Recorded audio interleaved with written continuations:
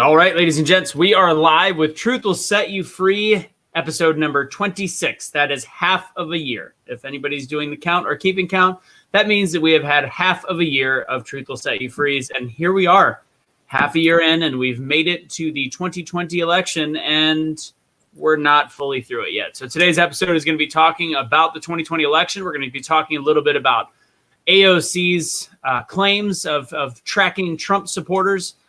We've got me, as you know, Anthony Michael Russo. We've got Cashley Kelly. Yay, Trump 2020. Yay, Jay Kennedy and Rachel Altman. Curtis could not make it this evening, but we left his picture up there just for the purposes of making sure we at least have an image that's 50-50 black and white. Just wanted to make sure. That's the smart way to go. Start making your way over. Please share. Go ahead and like this. Smash that heart button, share it with your friends. We are going to be having an open-minded discussion. If anybody's wondering if it's okay to share with your liberal friends, yes, we've got a liberal on the show, Jay, very intelligent gentleman, and we also have a libertarian that's right in the middle, Rachel, and she, you might have seen her on our Friday night shows here on BeTheChange, her shows as well. So again, we are going to be having an all-inclusive conversation. Cass has shared it out there. It's on the Streetlights page. It's on the BeTheChange page. It's all over the place. Start commenting. Let us know where you're from. We've got Wisconsin in the house. We've got people already putting everylegalvote.com. And yes, it is somebody's birthday eve, and we will possibly sing to him at one point. But we want to get this show in quick, so share it because I know a lot of you guys probably saw the news and you guys want to see Hannity on Fox News in about 50 minutes. So hopefully we'll be able to get through this, whip through the topics, answer some questions, kick the tires, light the fires. Cash, you ready to get the party started? Let's do it. Let's do it.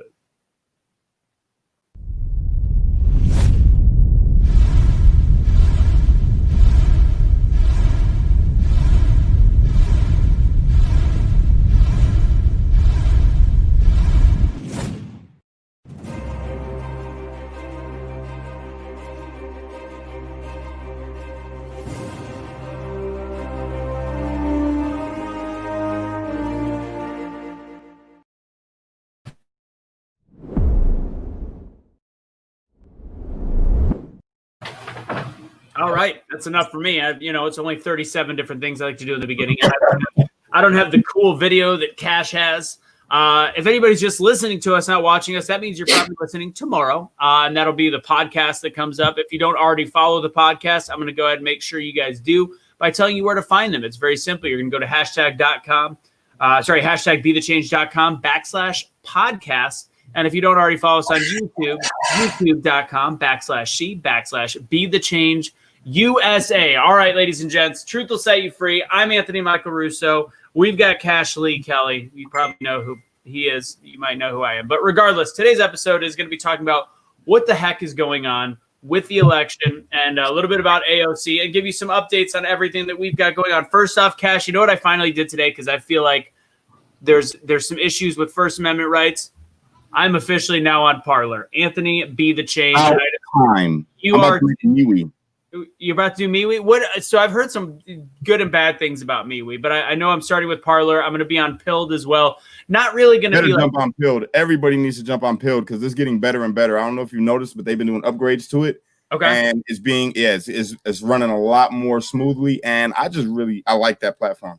Well, you know what's funny? Somebody said I'm not a fan of. Couldn't go over to Parler because it's a conservatives only. I'm like, no, it's not conservatives only. It's open to anybody that's just willing to have full free speech and uncharted free speech. So that's why I decided, you know what, it's time to make the switch. So if anybody wants to go follow me again, I'm gonna. What's yours, Cash? I didn't put that up there. Cash the Streetlight. Cash the Streetlight on Parler. You guys can remember. Let me make sure. All right, Cash is gonna double check. All right. With that said, I'm not gonna lie. It's been. Cash Kelly the Streetlight. Sorry, Cash Kelly the Streetlight, but Cash Lee Kelly, my name. Cash Kelly the Streetlight. On Parler. All right. So for this episode, I want to start out with I'm having a lot of trouble not looking at what's going on as a risk. And I know people have said the same for 4 years with Donald Trump, and we're going to play some videos. I think even Fox News seems to have been aborted from being able to play something in the middle. I used to not like Tucker Carlson. I started liking him several months ago. He is standing up for freedom of speech. And honestly, from a perspective of news, I think that's incredibly important. No matter what people think of him, he's at least on a mainstream network to one kind that's giving something up. I like Tuck. And then you've got Hannity tonight, and I think we're going to try to get off as quick as possible because Hannity, supposedly there's some news that they're actually going to be showing the American public some of the evidence that they might have, which, to be honest, between Cash and I, and we'll talk about this once our guests come up, we've got a lot of evidence as is of people that have firsthand experience and sent us stuff. Cash, did your vote get counted in the state of Indiana? Nope. Doesn't even say that I registered. Seriously. Dead up. Filled out your absentee ballot, everything, right? Before me and Erica left. So the last thing I'm going to say before, from a promotional standpoint, if anybody would like to get any of our gear, just go to #BeTheChange and then just go to shop. So that's it. Besides that, you can get these mugs. But let's get the show started. I'm going to introduce our guests. We're going to start out with Rachel. If you haven't seen Rachel yet, she does a Friday episode every week, and she's right in the middle. It's called Unaltered Truth. Whoever thought of the name, brilliant. Anyways, we're going to introduce her. She is from New Orleans. She goes to Tulane. Everybody, welcome Rachel. Rachel, how's it going? Hi everyone. I'm doing great. How are you? You know, just living this post-apocalyptic dream that we've got going on right now. Oh yeah. For real. I'm doing fantabulous. Thank you for asking. And I'm going to give a teaser. I didn't ask how you do. We're saving that till everybody's up here because it is your birthday. Got it. Just joking. Come on. What's up? Rachel's got something that she can't share just yet, but eventually we talked about something in a thing, and it's undisclosed, but there's something just going wrong about today's college education. I just have to say that, and the way that people have indoctrinated each other, holy nuggets, there is an issue. Anyways, people hanging. Oh my gosh. I should not have teased that until it was authorized. Eventually, it will be authorized. And speaking of unauthorized, we have our liberal for the show, one of my favorite people to talk to, Jay Kennedy. Introducing Jay. Jay, what's going on? What's happening, everybody? How are you? Yeah, Order has been restored to America. Biden 2020. Goodbye to the demagogue in the White House. Oh man, here we go. He's coming in hot. All right, now I have to. You don't start the show like this, Jay. Well, too late. This is why I wanted Jay on the show, because I talked to Yo-Yo, and I love Yo-Yo, and I love Jay too. But I know Jay we can go a little harder on, and I think Jay's got a little Yo-Yo's got a thick skin too, but JJ can take some heat. And we're going to be bringing it this episode because I think there's some He's a Biden supporter. Bring it.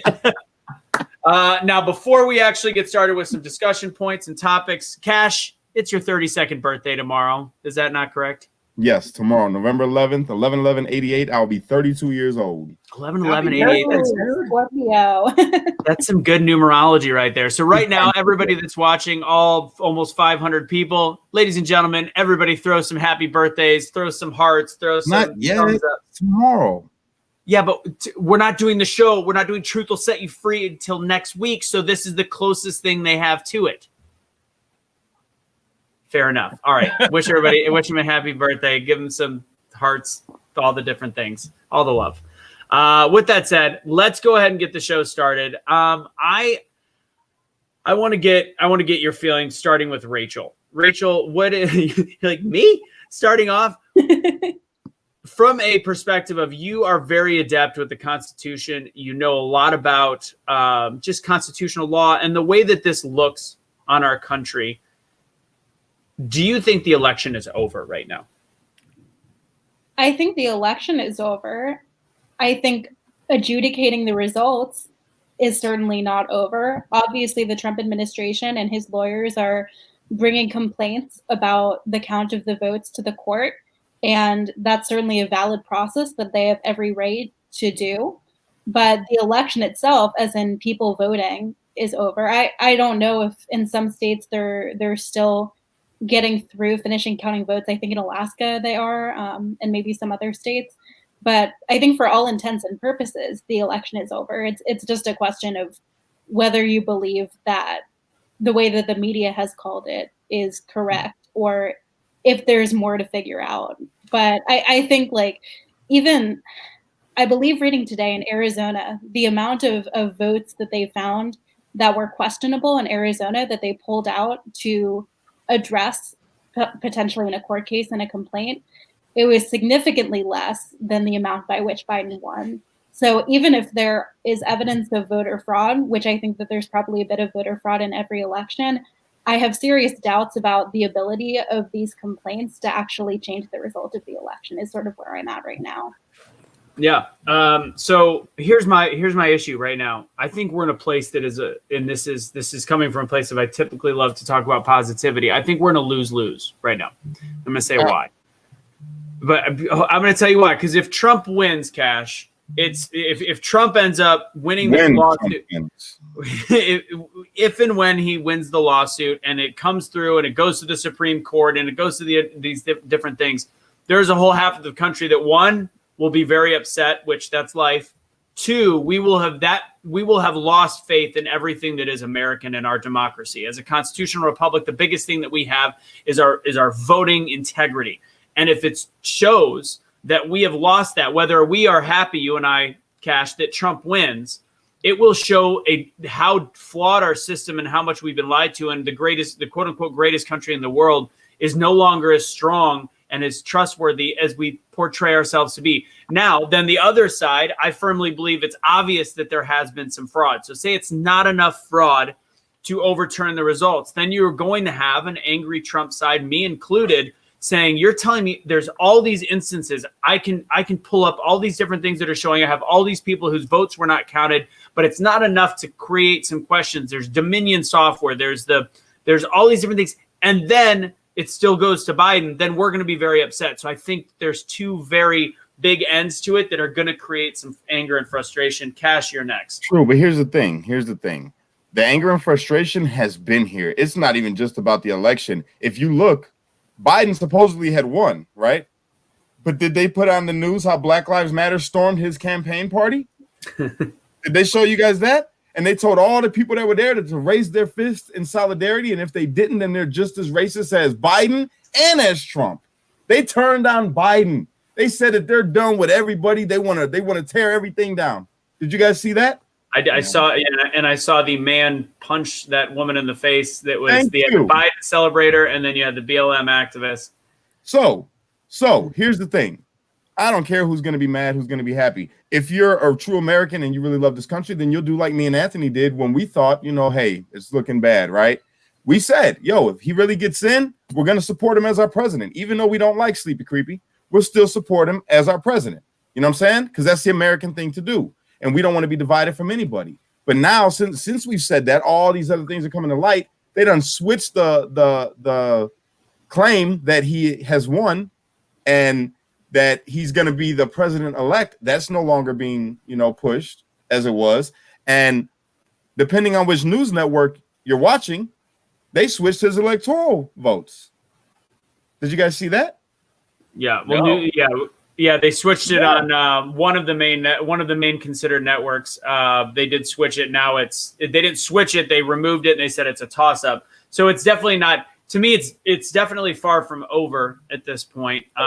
Super far from over. But the way that the media is portraying this demonization of Donald Trump for wanting fair results because of the way he talks, and they're like, we're going to use his brashness in order to create more drama than really is there. That simply Trump is saying something is wrong. We have evidence of fraud, and we're going to show it. And then you've got even Fox News when Kayleigh McEnany, the press secretary of this country, is trying to speak and give the actual at least explanation. She's not going to throw a fucking PowerPoint. Pardon my French. She's not going to throw a PowerPoint up there and say, this is what we have. She was explaining it, and they cut her off on Fox. You know how rude that was? Because we love Kayleigh. Yeah. She wasn't explaining anything. All she said was, did you watch the rest of it? You didn't watch the rest of it? Watch the rest of it on Breitbart. Breitbart actually played the whole thing, and she was giving examples of what they were planning on showing, but they never got to that point on Fox. But Jay, go ahead. Look, all of this is spilled milk. First of all, President Joe Biden is the president-elect. I don't know anyone who's taken that back. I know you mentioned that, Cash. The election, to Rachel's point, is over. Also, to Rachel's point, which I agree with her, I'm sure every election has some evidence of fraud. There's not going to be nearly enough fraud to undo what the voters of this country did which was elect Joe Biden as the next president of the United States. It's just the truth. It's just the truth. It's Biden. Even look at Pennsylvania, for example. The two lawsuits. Is gray again. The two lawsuits that the Trump team has filed in Pennsylvania have absolutely nothing to do with fraud. Nothing at all. So they're filing lawsuits. They're out there telling you got Kayla McEnany, whoever on TV talking about fraud this, fraud that. This isn't fair. The two lawsuits in Pennsylvania, one's about equal protection, which I'm actually okay with. That makes a lot of sense to me, that lawsuit. That's fine. I don't think they're going to win it, but that's fair. And the second one's about plenary authority, which is batshit crazy, their second lawsuit.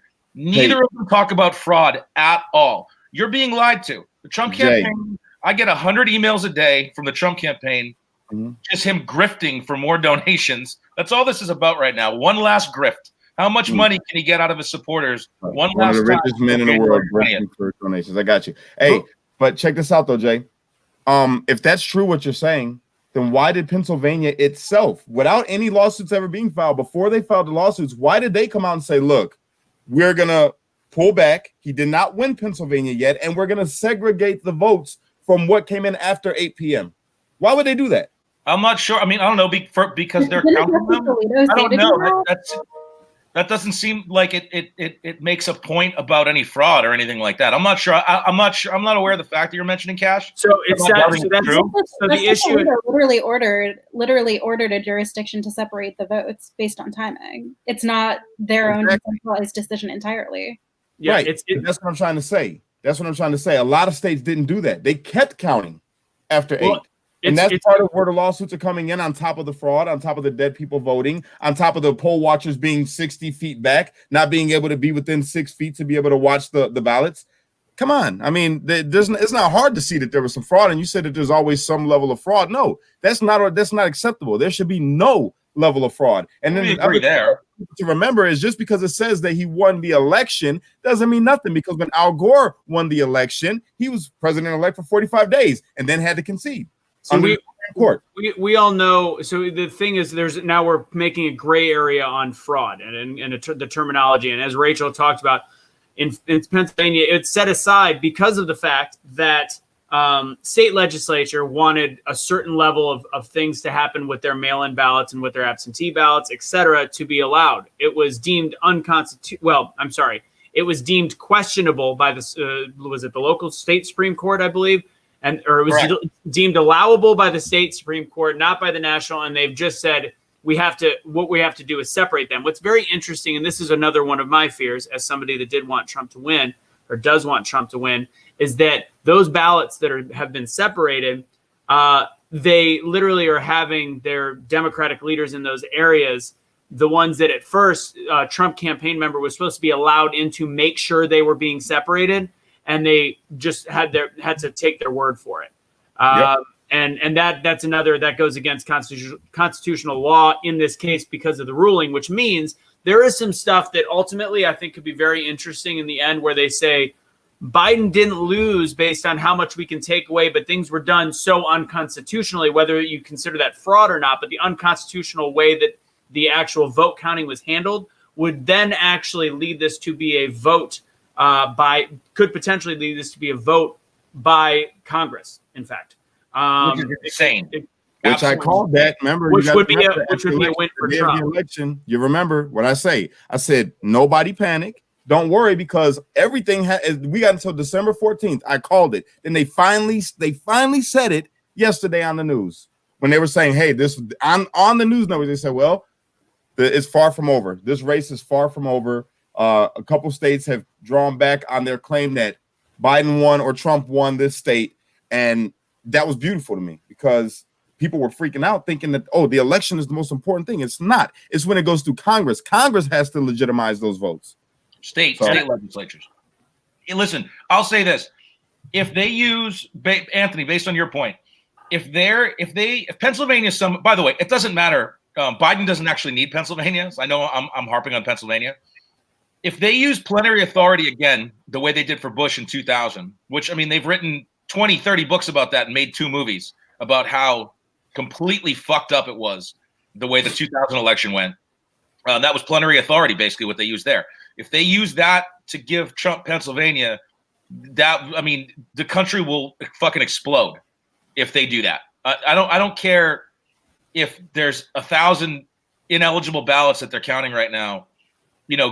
Going through a partisan process, or excuse me, letting a partisan legislature decide an entire state's worth of votes to decide a presidential election is crazy. We should just revote at that point.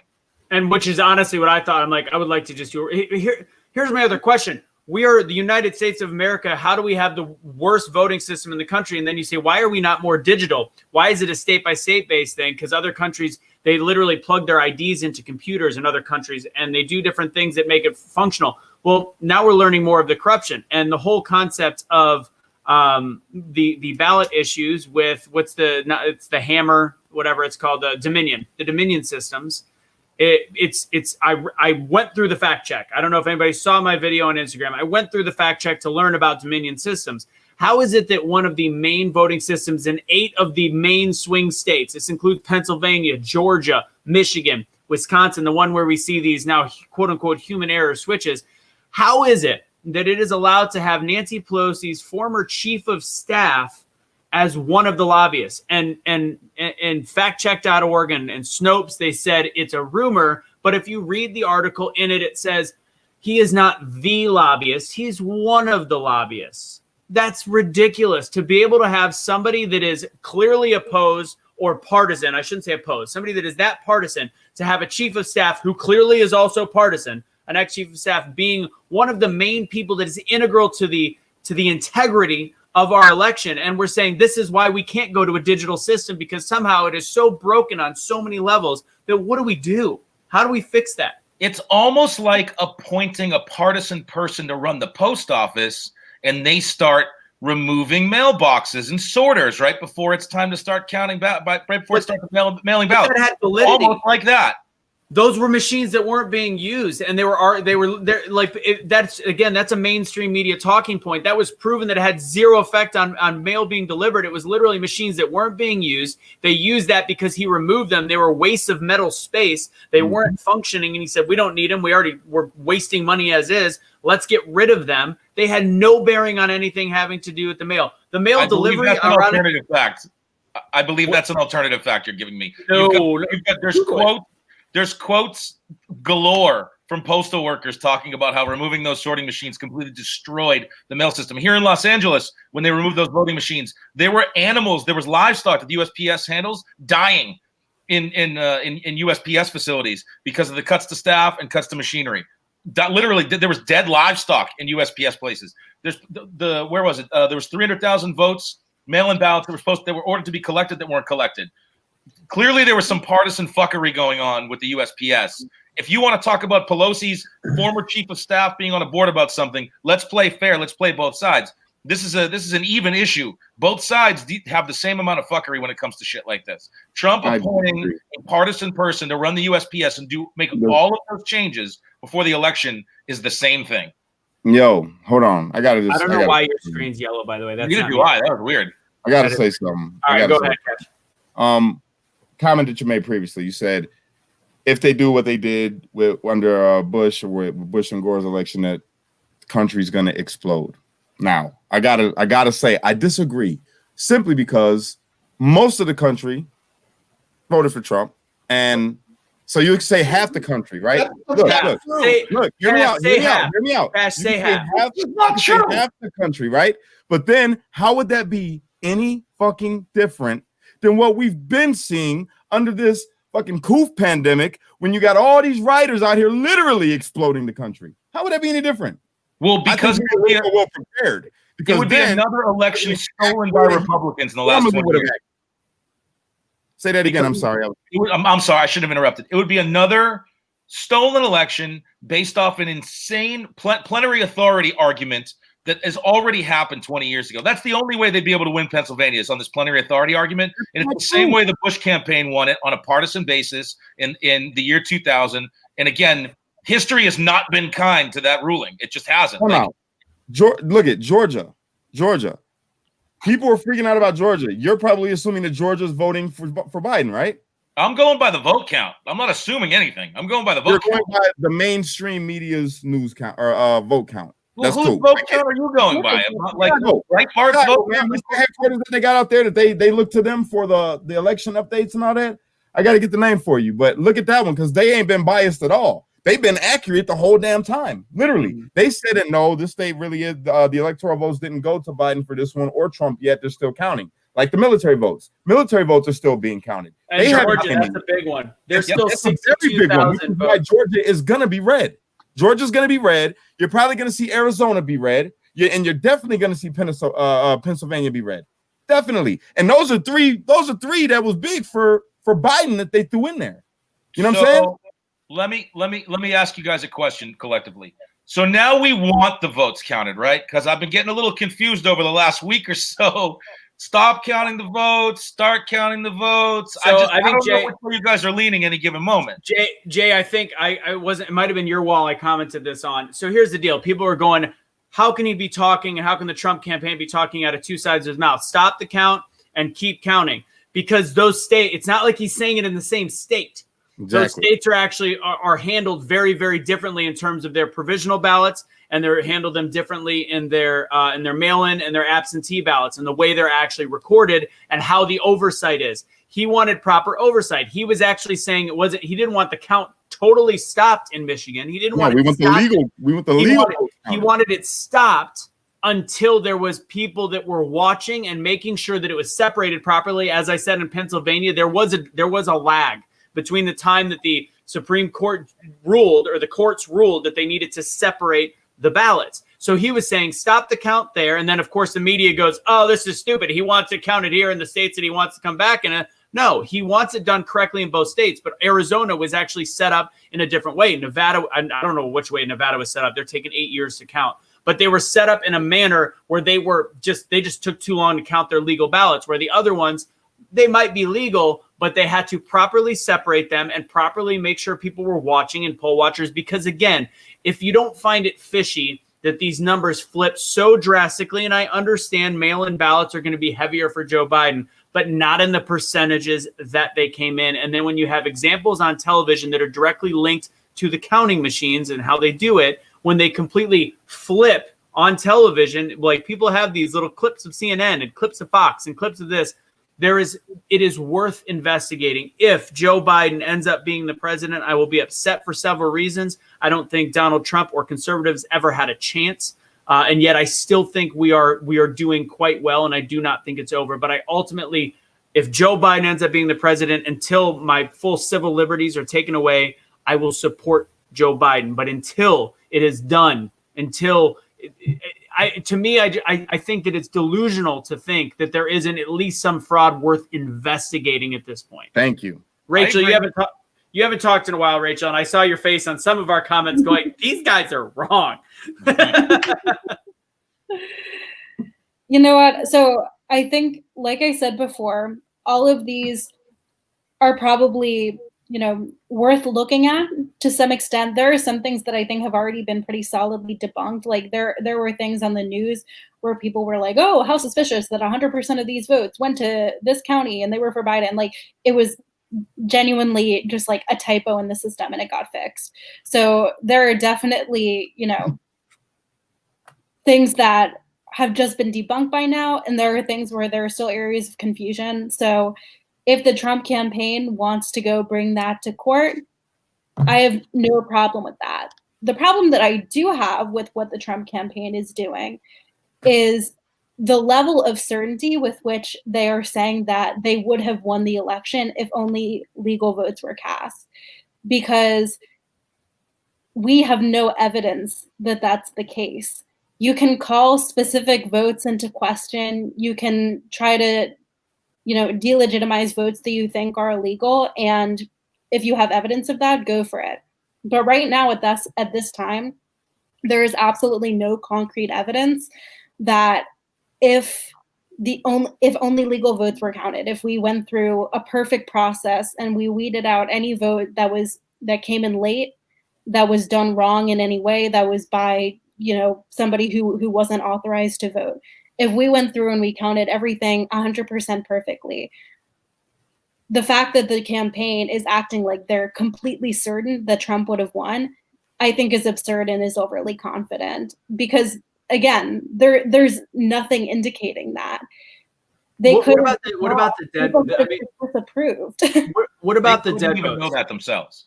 But What do you mean what about the dead votes? I'm not saying that there weren't votes that were illegitimate. I have no evidence to say that there were 0 illegitimate votes. What I'm saying is there is no certainty that if you sorted out every single illegitimate vote, if you counted everything 100% perfectly, there is no certainty that Trump would have won. And he's literally sending out emails saying, "I easily win if you count only the legal votes." I think that's a valid statement. I do think there's a lot to be said in terms of how much is voted, but my bigger issue is you take everything that's been done from the bad polling, which is accurate. The bad polling was so far off in some places that it technically is. And to me, it's funny. If I'm down by more, I'm like, I'm going to make sure I go vote. But based on the way that they actually do statistics, that's voter suppression being down by 12%. Cash, I got you next. And also you look at the fact that, again, I still am having conversations with people that have never actually had the pleasure of seeing at least a little bit of the different side. I'm still getting the whole one. I'm so glad that white supremacist, that guy that never once denounced white supremacy. I'm like, you could still call him a white supremacist, but did you just say never denounce? So you've got all of the media that has portrayed everything against him. Joe Biden has used campaign funds from God knows where to have 4-to-1 amount of advertising. And then you actually get to the vote. And even if it's 1,400 or 2,000 dead people that voted in one state, I think to me, it's a show that there has been everything against one man and one side of voting to go into it. So maybe he didn't get any. I don't think he'll get the majority either way, obviously, in the country, because that's how the Electoral College that's the Electoral College works. But I think that there is enough fraud to go, why is there this much? And they keep using the term widespread. It's widespread at this point. Yeah. I'm a nobody, and I've got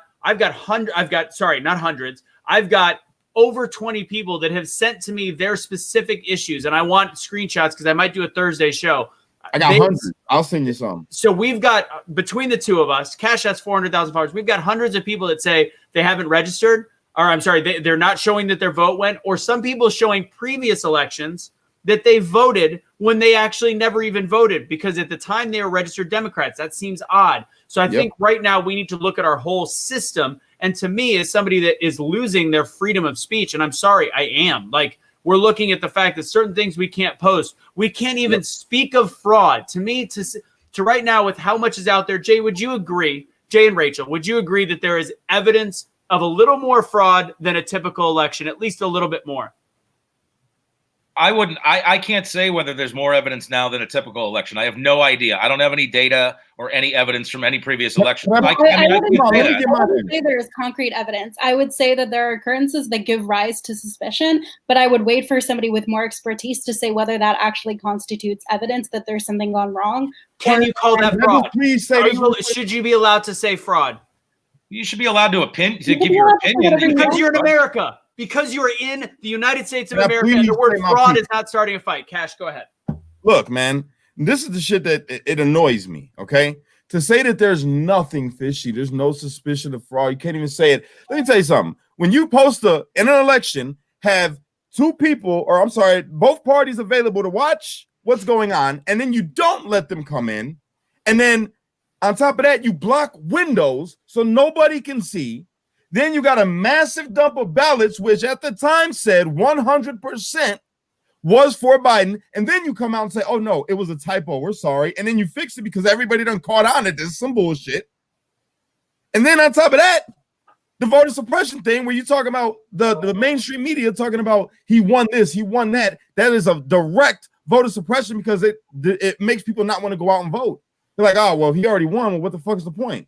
You can't vote after the election. And then you got dead people voting. When did I say there was nothing fishy? I didn't say there's nothing fishy. I said there's no concrete evidence of fraud. Looking fishy is not the same thing as like statistical evidence. Right. I get it. Statistics or professionals or the so-called people that do this shit.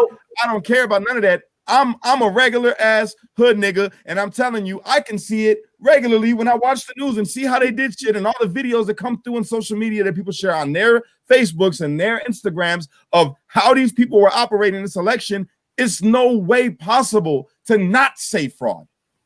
And honestly, my biggest thing is, as you said, if it's fishy, maybe unproven or not concrete, that's fine. As an American, do we not find it odd that we're not allowed to say the words fraud?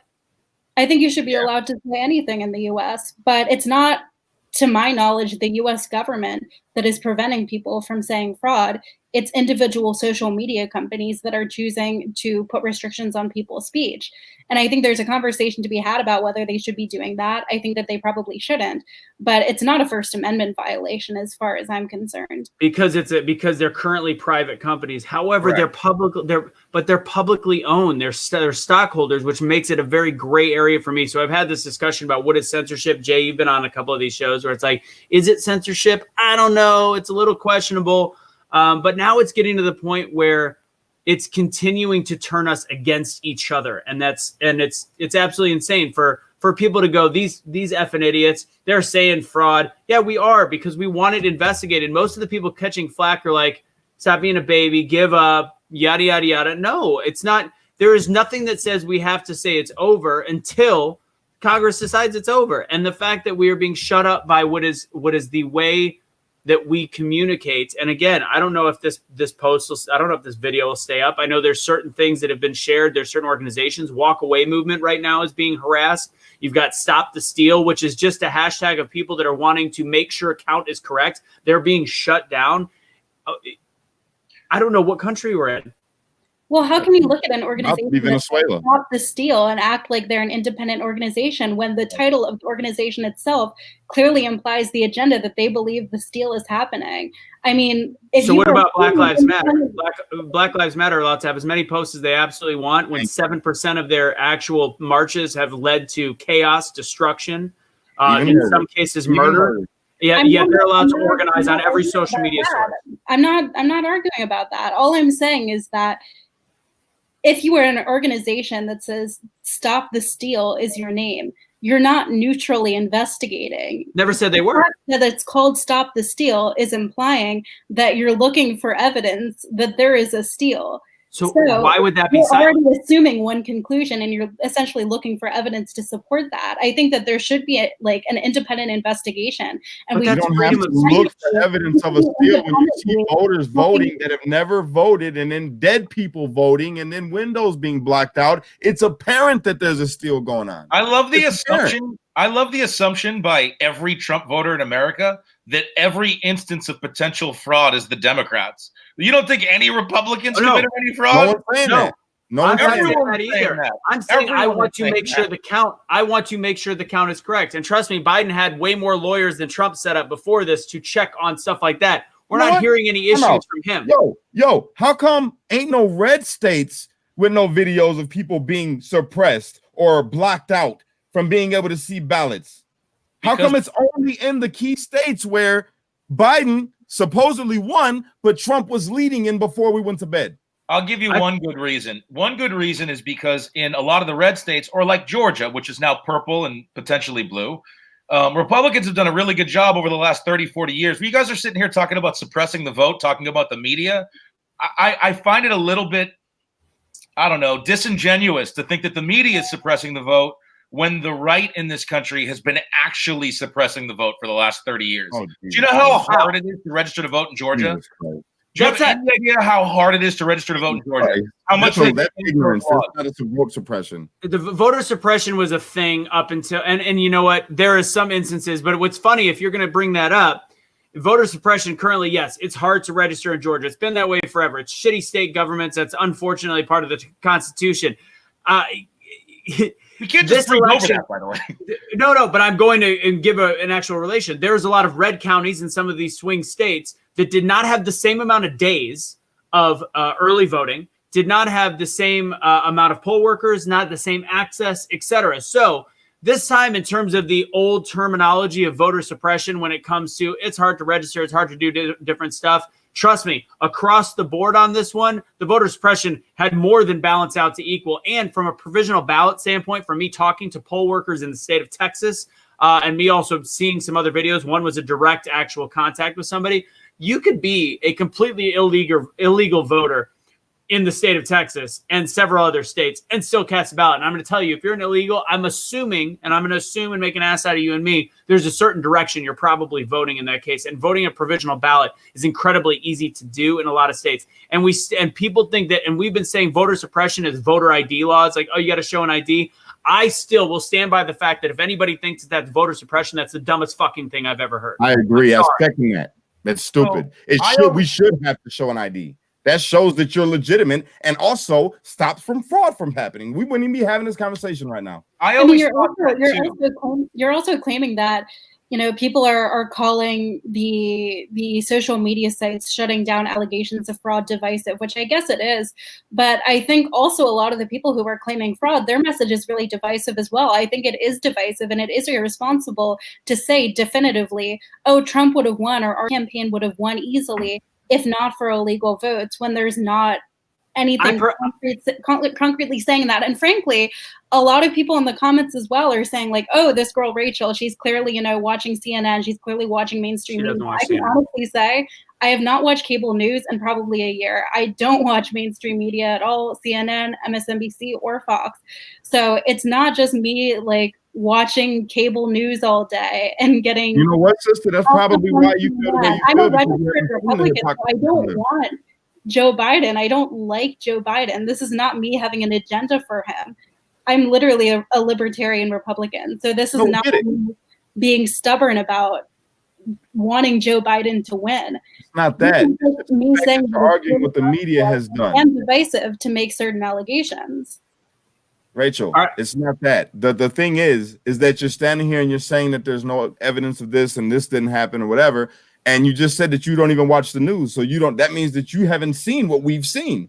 The news. She watches a lot of other. You don't watch mainstream media either. Are you getting? Yeah, I don't. Like I say for the election, I did. I watched. I've been watching. I ain't gonna lie. Since this election, I've been all in the news. I ain't gonna lie to you. I've been all in it, pissed off. You know what I'm saying? But it's okay. I'm not. I don't agree with them. I think that you're dope as hell. I love you. You know what I'm saying? Jay, you too. I love both you guys. Love you too, buddy. But what I'm trying to say is it's hard to ignore all these things when we have social media. We have a network set up to where we all can communicate, share information with each other. We can share videos with each other, and all these videos coming out showing voter suppression or people blocking windows so nobody can see in to see what's going on with all these massive ballots that got dumped in that were for Joe Biden. And then they switched it after that in mainstream media and said, well, no. It wasn't that they were 100% for Biden. That was a typo. That was an error. One reporting. But listen, hear me out. Then if you do the numbers, the votes literally directly show exactly what this motherfucker needed to win.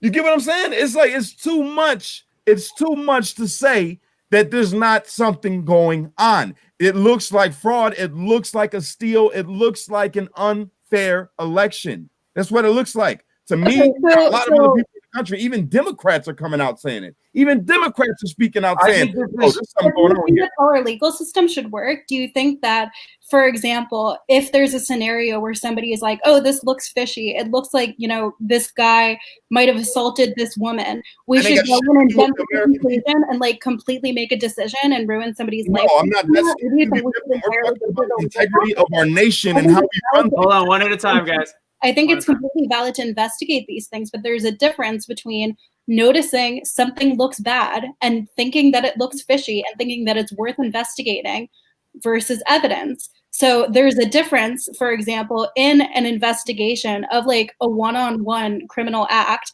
of whether, hey, somebody has brought this up.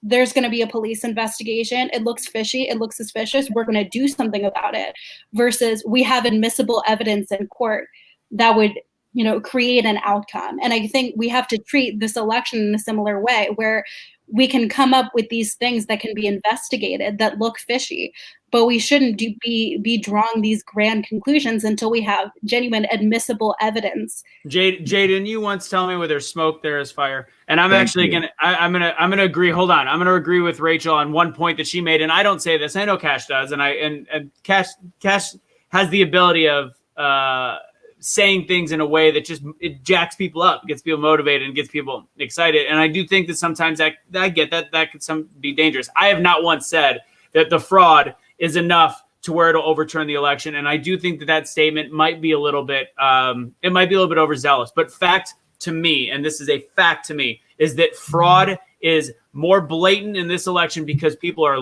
looking for it, seeing it, and reporting it more than ever before, to the point where it has to be something spoken about in a proper manner. Again, I don't want Fox News to come out and be like, no, look, fraud and 100% Donald Trump is the winner because of all this fraud. I don't want that. I want them to go, there is something going on because it's fucking obvious and we need to investigate.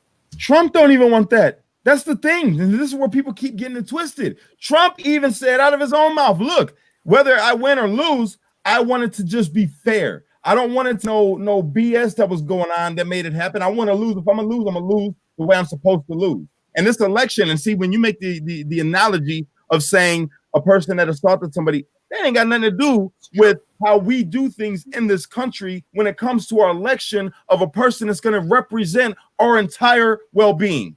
Okay, that is completely different. I don't care if the judge want to do something with somebody that did something personal. I don't care. This is letting us know whether or not we have the freedoms that they say that we have. The freedoms that a lot of people across the country are saying that they have been feeling like they're losing, whether that be freedom of speech or freedom of press or the freedom to vote for who you want to vote for. So, yeah, man, I just think that we all need to look at it for what it really is. That's how I look. I just think another foundational freedom, I agree with all of the freedoms you've listed, but I think one of the most foundational freedoms in our country is the freedom to due process.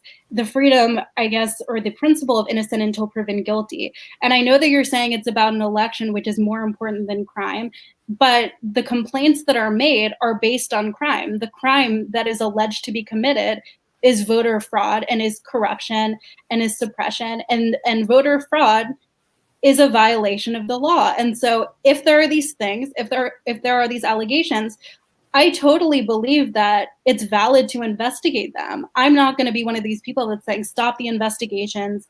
Like, they're not allowed to do that. That's not going to be me.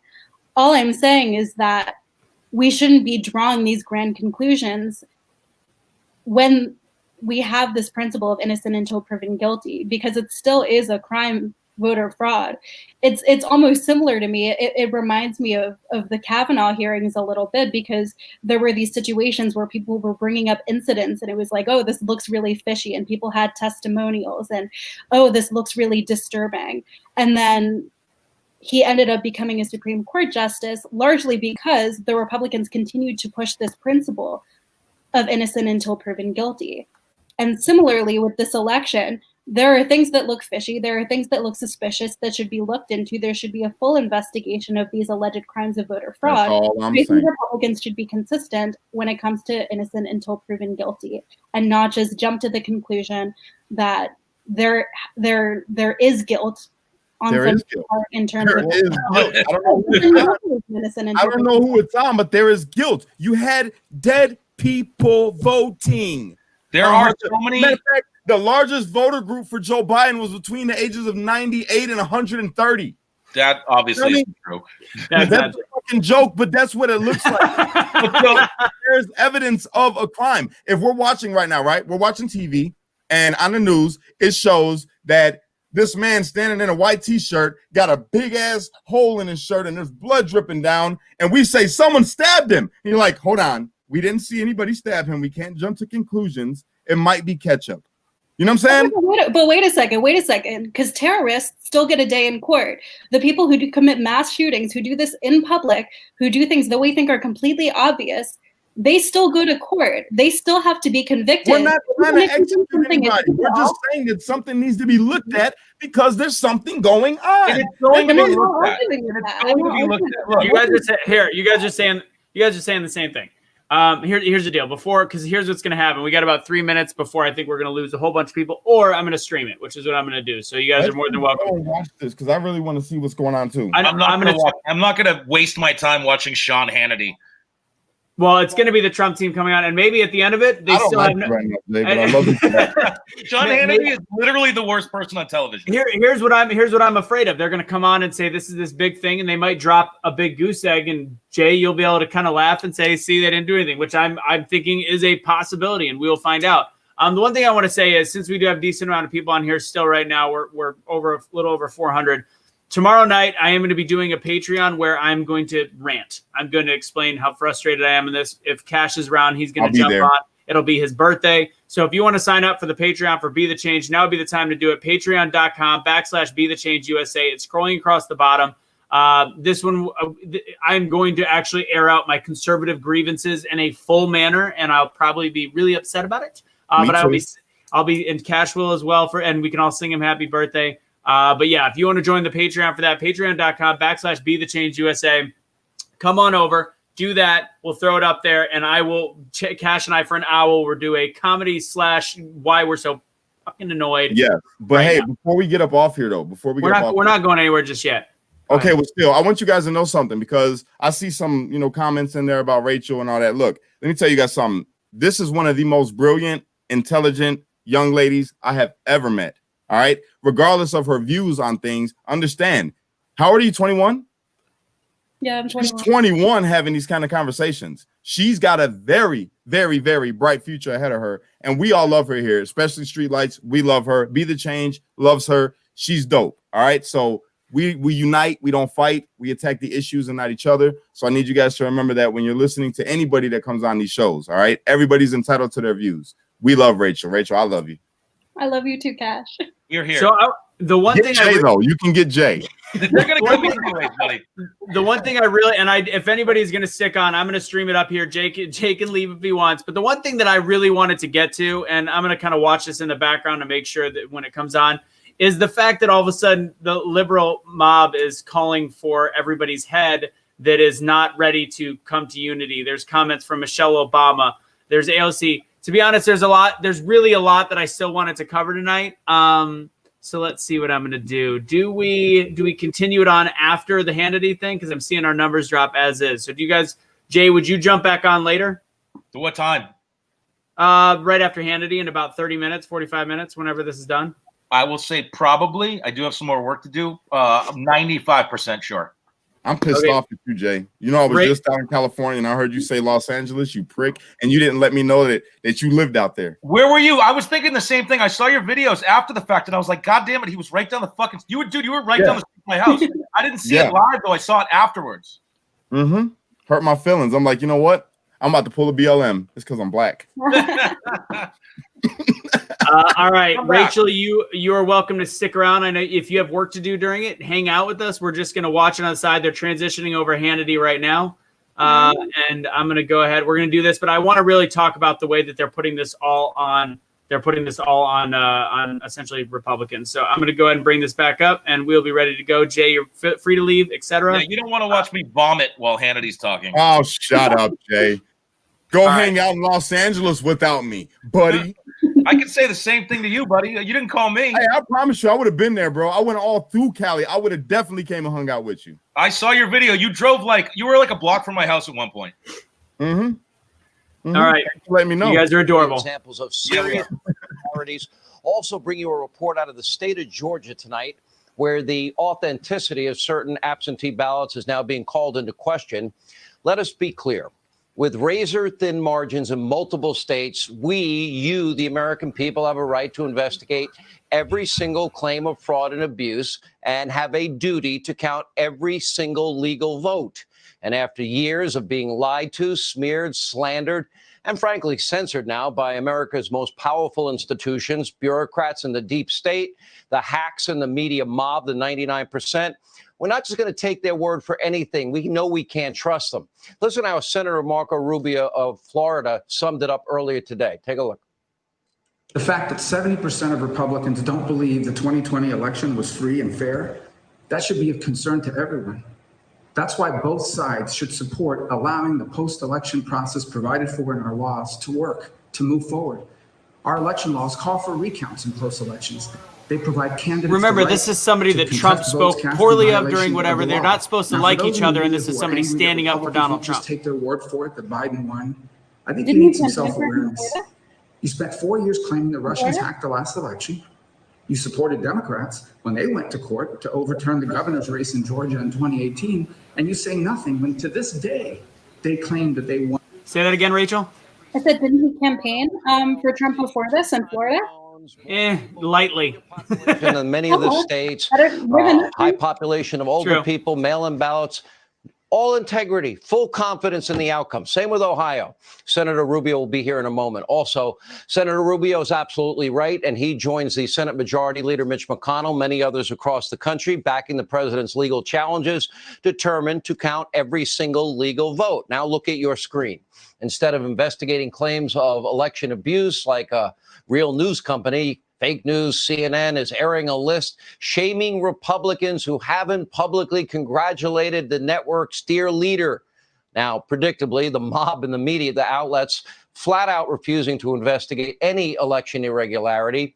And this includes several major claims out of Wayne County, Michigan. Look at this sworn affidavit, one partisan observer saying poll workers were looking at how a person voted by peeking inside an absentee ballot secrecy sleeve before classifying them as problem ballots. Same observer also reporting the poll workers were allowing people to vote who were not in the state's qualified voter file. Another affidavit, by the way, under the threat of perjury, Detroit city employee claiming election workers at a Detroit satellite voting center repeatedly coached voters, telling them to vote for Biden and other Democrats. And that's not all. 4 other individuals came forward in Wayne County, all signing legal affidavits alleging suspicious irregularities and other major issues. And let's not forget the so-called software glitch in another Michigan county that caused 6,000 votes to swing in favor of, Joe Biden.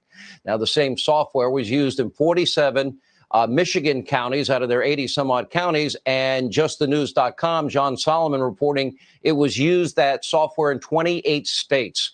Now, it's not just Michigan. For example, look at Arizona. Another affidavit, another election observer claiming that poll workers incorrectly rejected numerous ballots. In Nevada, an affidavit from a poll worker alleges that he regularly saw people walking in with multiple ballots. Same poll worker also claiming that a group of people formed a human wall to block visibility as others were marking ballots.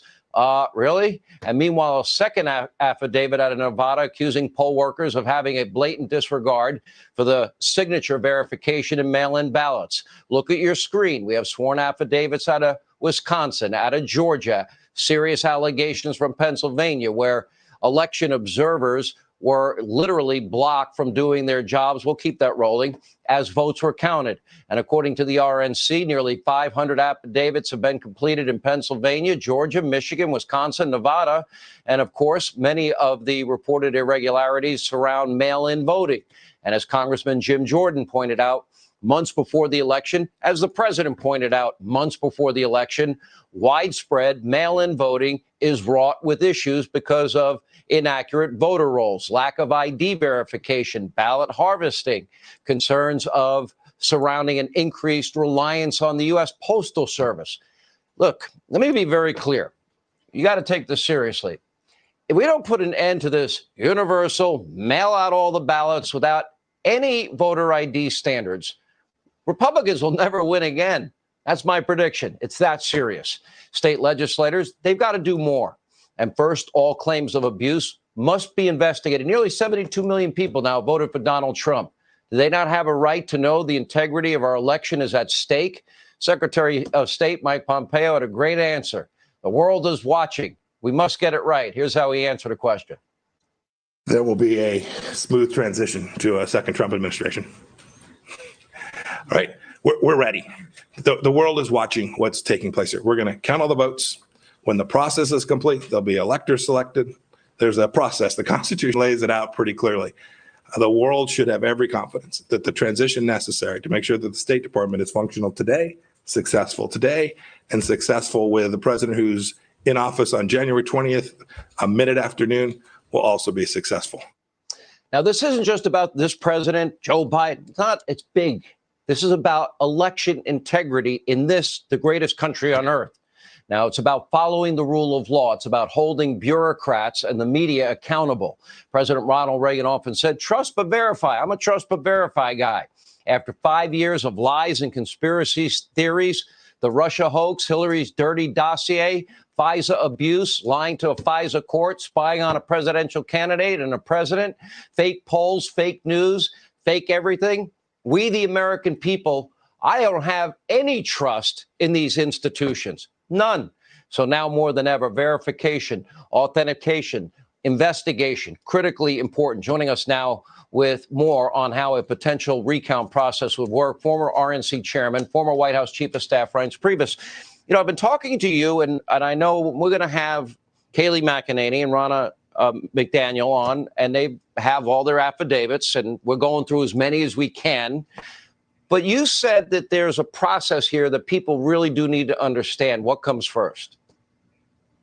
Yeah. Well, thanks, Sean. Yeah, I mean, the world of recounts, it really starts backwards. So I'll just take the state of Wisconsin, for example. And most states follow this same example. They're a little different, but generally this is how it works. Right now, all the counties in Wisconsin, 72 counties, are doing what's called a canvass. And under the statutes, a canvass is a time when the clerks check the counts, check the machines, check that they said that Trump got this amount, Biden got that amount, and everything is reviewed. The canvass in a state like Wisconsin is not going to get done conceivably until the 17th of November, next week. Then the campaigns have 24 hours to file a petition for a recount with the Wisconsin Elections Board. Same in a lot of states, exactly the same way. Then the recount date is set after that date. So now we're on the 18th. Now that's the middle of the week next week. It would actually be probably Monday the 23rd. They would say, now we're going to start the recount. At the recount, Sean, is when all of these affidavits, all of the things that people think were done wrong, are then presented to a board of canvassers. And if they don't like the result, if the campaign doesn't like the result there, they appeal to the court. Okay, so let's take an example. If, say, you have an affidavit and you have proof that there were 1,000 ballots in a particular precinct that were erroneously filed, or administrative failure or fraud or whatever, you bring that to the court. And the court could rule in your favor, and they would say, you're right. There's 1,000 votes here that are improper. At that point, before the recount starts, and with all the other accusations and all the other cases that are brought, the court will say, before you start counting, you need to remove X amount of ballots from that precinct. And at that point, blind ballots are pulled out of that precinct.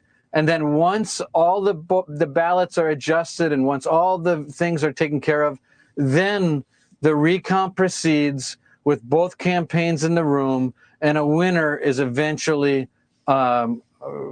awarded. All right. So people need to understand that the process. Now, when you're talking about getting signed affidavits, this is under the threat of perjury. They're doing this, right? Under oath, right. Sworn affidavit. Okay. Do you have to get to as many affidavits as there is separation of votes?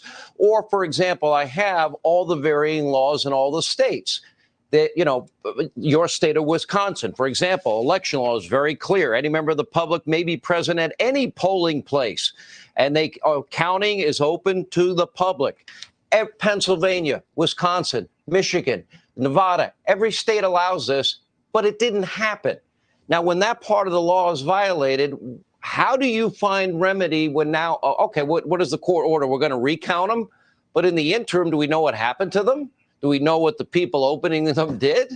Can you have integrity at the end of that process? Well, first of all, you're right about Wisconsin, and most states have the same rule, which is totally open access to every part of the election process. Everything from making sure that the poll books are proper, that people say whether you should have access to make sure when someone says, I live on this street and this is my name, you should have the ability in the polling place during the poll watching to observe that part of the process. In fact, almost every part of the process, except for obviously how somebody votes. But to your question on, do you have to have the threshold of votes in order to bring the action? The answer is no. You can bring, every single vote matters, and you can bring each one of your complaints to the Election Commission, and then you can appeal each one of the complaints to the actual court of appeal within that jurisdiction. Where things do get dicey as far as, do I have the ability to bring a case to the Supreme Court that alleges I've got 10 votes here in Wisconsin that we know are fraud, and the court's looking at it and say, wait a minute, but you lost by 19,000. Well, the court's probably not going to take jurisdiction over that case. Doesn't mean you don't have standing to bring it. It just means that the U.S. Supreme Court's probably not going to listen to it. So it's important at some point that your fraud has to meet a certain threshold before you get to the point of appealing the state, the Supreme Court of Wisconsin to the U.S. Supreme Court. So there's some practicality involved as well. All right, great analysis, good information. Because if fundamental laws like partisan observers deny that opportunity, it takes away people's confidence and integrity in any vote counting. Just common sense. All right, thank you, Reince Priebus. Now, Kayleigh McEnany says in 2016 they've actually gone back and looked. 1% of mail-in ballots were rejected. Now, if you look at that margin, well, that could easily tip the scales in the following states: Pennsylvania, Arizona, Wisconsin, and Georgia. Kayleigh also is going to join us in a second. Wisconsin's primary alone, take that, for example. The rejection rate was 2%, about 23,000 ballots. That's less than the margin the president would need to make up the difference. Here with reaction, RNC Chairwoman Ronna McDaniel and, White House Press Secretary Kayleigh McEnany. All right, Kayleigh, let's start with you. Explain what those percentages mean, and explain, you're in the process of getting these affidavits. You have, for example, you brought a pile of them with you tonight. That's right. I did, Sean. We keep hearing the drumbeat of where is the evidence? Right here, Sean. 234 pages of sworn affidavits. These are real people, real allegation, signed with notaries who are alleging the following, among other contentions. They are alleging, this is one county, Wayne County, Michigan. They are saying that there was a batch of ballots where 60% had the same signature. They are saying that 35 ballots had no voter record, but they were counted anyway, that 50 ballots were run multiple times through a tabulation machine, that one woman said her son was deceased, but nevertheless somehow voted. These are one of many, many allegations in one county, and a county no less, where our poll watchers were in many cases threatened with racial harassment. They were pushed out of the way, and Democrat challengers were handing out documents how to distract GOP challengers. These are real, and anyone who cares about transparency and the integrity of the system should want this to pursue to the discovery phase. I would imagine, Ronna McDaniel, if this was the Democrats and the margins were this thin, and you had this many people, a sworn affidavit. Well, you do that, and are you going to get 240 people willing to risk the charge of perjury to sign an affidavit and say that I saw something I didn't see? That's a stretch for me. Then you add to that the voting laws about partisan observers can be there for the entire vote count. And we know in many states that didn't happen. I'm trying to wrap my head around, how do you remedy this to the point where anybody is going to believe any results that this has any integrity or that people can have confidence in? And then you compare it to states like Florida and Ohio, two swing states. You got to call those races, 8:30 or 9 in Florida, for example. Yeah, I mean, this is where you saw Politico put out a poll that 70% of Republicans don't have faith in the results of this election right now. And this is why. It's been rigged from the beginning, rigged from the laws that were being passed in the name of COVID to create a porous election, rigged in the sense that they kicked Republicans out of poll watching and observing. Why do you do that if you have nothing to hide? And now you have a media that's rigging it again by saying, we're not going to even listen to these stories. We're not even going to validate the 11,000 incident reports that we have, the 500 affidavits we have across these states, people testifying under oath how they were disenfranchised from this problem. That's the problem. And the other thing is, it is stealing. When you validate a vote that shouldn't be in, you are stealing from a voter that voted legally. So when you see these people in Detroit saying we saw batches of votes that were invalidated, they had the wrong name, they didn't live there, they weren't a resident, they were deceased, and then you put them back in the pile of valid votes, which is what some of these affidavits maintain, that is stealing. You are stealing from people who are voting legally. And the media right now, by refusing to report on this, is stealing our faith in the election process. Tell the story. Talk about the people who are being disenfranchised. People across this country deserve to have election integrity, faith in our election system, and believe that there is election integrity. And that's why the RNC is going to pursue this to the very end. We can never let this happen again. You said 11,000 incident reports. Explain that. 11,000.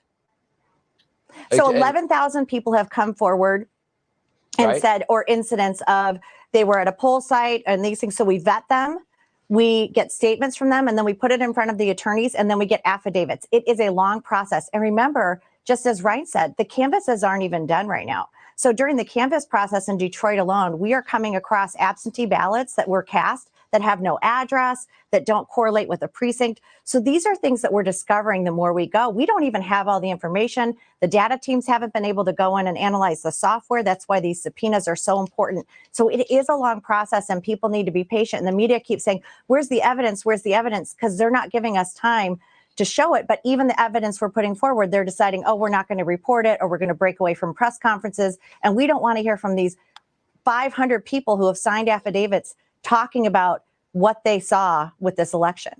Isn't it a lot of it, Kaylee, when you get down to it, if all of a sudden we've never done this before, where you're going to have people that didn't even solicit a ballot, they're being mailed ballots. Okay, are we checking the rolls? I understand, for example, in the state of Georgia, that there's a case building there where, for example, there had been a lawsuit, Georgia Democratic Party, the Democratic National Senatorial Committee and Congressional Committee, and they came to an agreement, and the agreement would allow, they have one database that every day of voters' signature is checked by.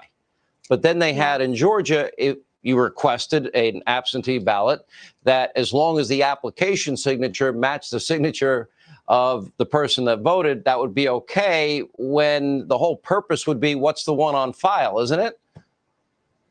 Yeah, it's exactly right. And then you have states like Pennsylvania where they just threw away signature verification altogether. These are key methods we use to make sure the people voting are actually the people who are deserving of the enfranchisement of that ballot. Here in Michigan, again, one county, 234 pages of affidavits. In this case, there are multiple eyewitnesses who said we went to the poll books to go find the voter. We observed them go to the poll books, not find the voter, and enter in a new entry with the birth date of January 1st, 1900. Tell me how that works. Integrity in the system. That's a very happy old person. Look, I think that is a very happy old person. Yeah. But Ronna, at the end of the day, when this gets to be a court challenge, they're going to look at the law. For example, one of the reasons I think the case in Pennsylvania is very strong, the pending case before the Supreme Court, is because now they're going to say, well, okay, constitutionally, we know state legislators, they're the ones that set up the rules for their state. Okay. That means that a governor or a secretary of state can't unilaterally decide, well, we're going to accept ballots 3 days beyond what the normal due date is without changing the law. Then it's going to be, okay, I would think you'd have a pretty good case if the law says partisan observers can observe, and you could prove systematically they weren't allowed to observe at all. That would be a violation of the law as it is written and as the Constitution establishes that state legislators set up. Isn't that the best arguments you guys have? I agree. And these poll watchers and observers being kicked out of that process, we need to know what happened in those rooms when they were gone. It's really hard to go look at the ballots because we weren't in there. We don't know what happened to those ballots when these people were removed and unable to look at this. So that is an election integrity issue. It's a violation of the law, and it's going to be up to these courts and these legislators to figure out how we remedy this. But I will say, if you have nothing to hide, why are you kicking our people out of counting facility after counting facility? And in Detroit, it was only the mail ballots that were coming into this Detroit center. So these were all the mail-in ballots. It was an adjudication center. And that is where most of these votes were coming in. And you saw some of these coming in the middle of the night, not being able to observe. It's a huge problem. It's systematic, and we need to get to the bottom of it. All right. And Kayleigh, you talked to the president. You both have talked to the president today. Where is the president as it relates to, because I got to imagine this has been a record for any Republican candidate ever running. Up to nearly 72 million people now voted for this president that are very angry tonight, that are hearing from people that are saying, well, I was told I have to stand 100 feet back or 20 feet back, or even, they could have made allowances, social distancing, where, okay, you put the ballot over here, we're opening this ballot, okay, at a distance, put it over there. You can verify it, both sides, partisan observers, law adhered to. But that didn't happen, did it?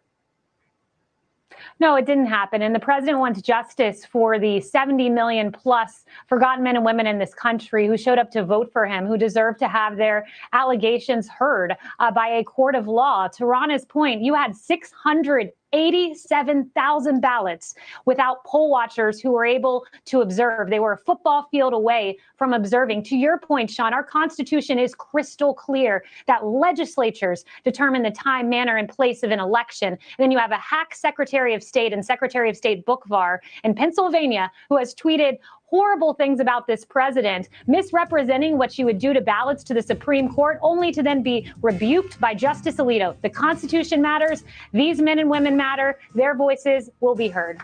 And for 4 years, we got nothing but the Democrats questioning an election with a phony, lying conspiracy theory, coupled with their propagandists in the media mob. They lied to all of us. But we're not allowed to make sure the integrity of the vote. That's an interesting argument on their side. Thank you. All right, coming up, the fight for the election integrity continues. Senator Marco Rubio, Jim Jordan, much more as Hannity continues.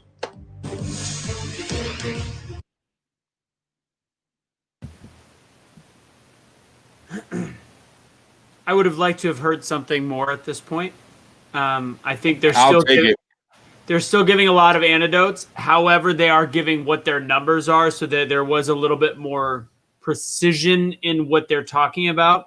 But again, like going like this, I still want to see it. I would love for them to say, hey, we have a website, go check it out. This is where you're going to, this is where we're putting up all this stuff. Granted, legally, I don't know if they're allowed to do that, which they might not be able to. I don't know.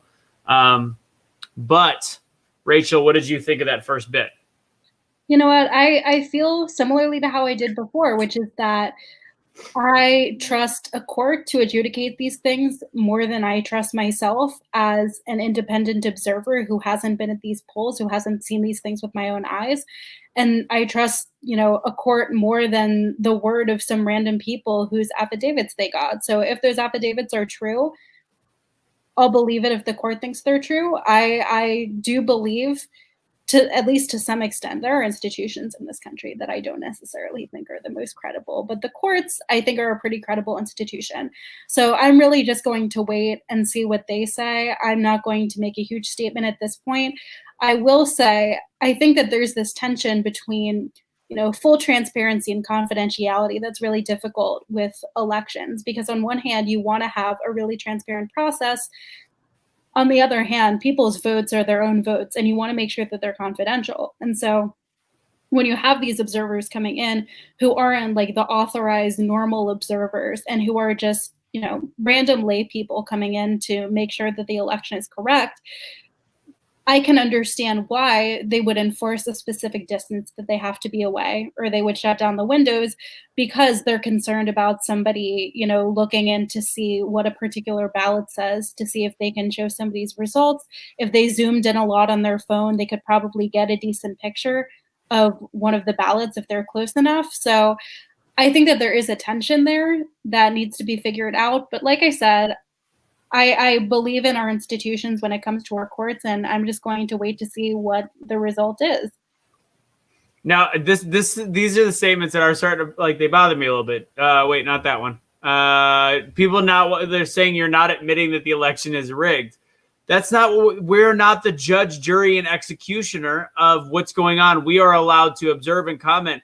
She's already said that she thinks something should be investigated, that she's free to have an opinion. Now, to me, the only, and I'm going to be honest, what I feel is a wrong opinion is anybody that says there's no evidence of fraud, which they're out there. There's people saying there's no evidence of fraud. They're using the widespread word to hide it.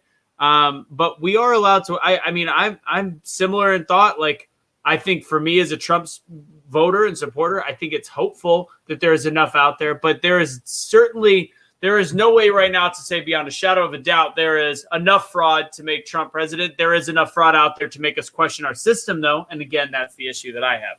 I think it's fair to question our system and to question our institutions. Again, though, I think the response on both sides has been really quite ignorant. I mean, I think that claiming that no voter fraud could possibly exist, I think is overly optimistic. But I also think that the point that some of the strongest people on the other side will say, they'll be like, oh, you're brainwashed if you disagree about this. You don't have the facts. Like, what have you been watching? Who's telling you this? Like, that may be true for some people, but there are also people like myself who, when people say, oh, you're brainwashed, it's like, brainwashed by whom? Because they don't watch the mainstream. Go ahead, Cash, real quick.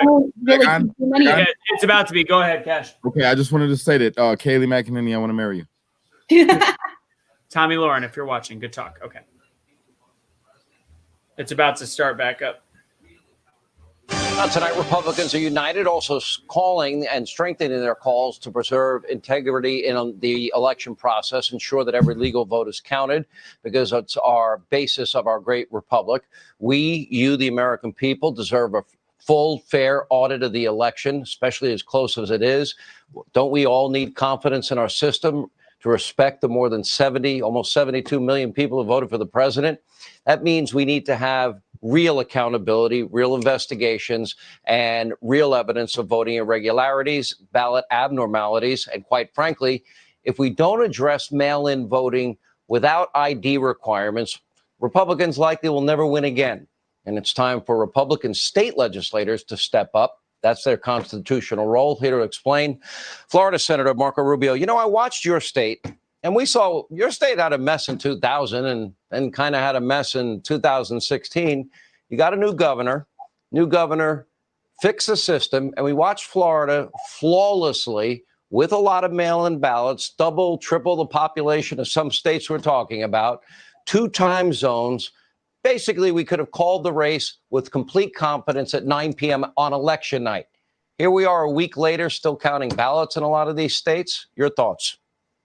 Yeah, well, Florida's gotten good at 2 things. The one is dealing with hurricanes. We've had so many of them. And the other is at counting votes. And the problems we've had in recent years have been due to incompetent officials like down in Broward and Palm Beach County that the governor replaced. And you saw how that worked. And those are counties that went for Joe Biden, by the way. But the fundamental point you make is the right one. And that is this. At the core of our republic, its legitimacy comes from people's confidence in the elections. And right now, you've got half this country that has doubts about the veracity of this election. And that's why the process that exists in the law, there's a process in the law that exists after the election, before the results are certified. That process has to be allowed to move forward. Otherwise, we're going to have a result here that half the country will harbor significant doubts about. And that's bad for the country. That's why both sides should be welcoming having this process be open, transparent, and according to the rights afforded to both candidates by the law. You know, you look at the margin, and the president nearly got, 10 million more votes than he had gotten in 2016. You look at the dramatic increase in Hispanic Americans voting for the president, African Americans voting for the president. We see the House of Representatives. I think we're around 15 new female House members. And it seems like the Republican Party that it's in ways that people never predicted are changing. And I'd give Donald Trump the credit. And that is, people said, well, if he wanted to build a wall, that would hurt with Hispanic Americans. It hasn't. The president was able to increase that vote dramatically.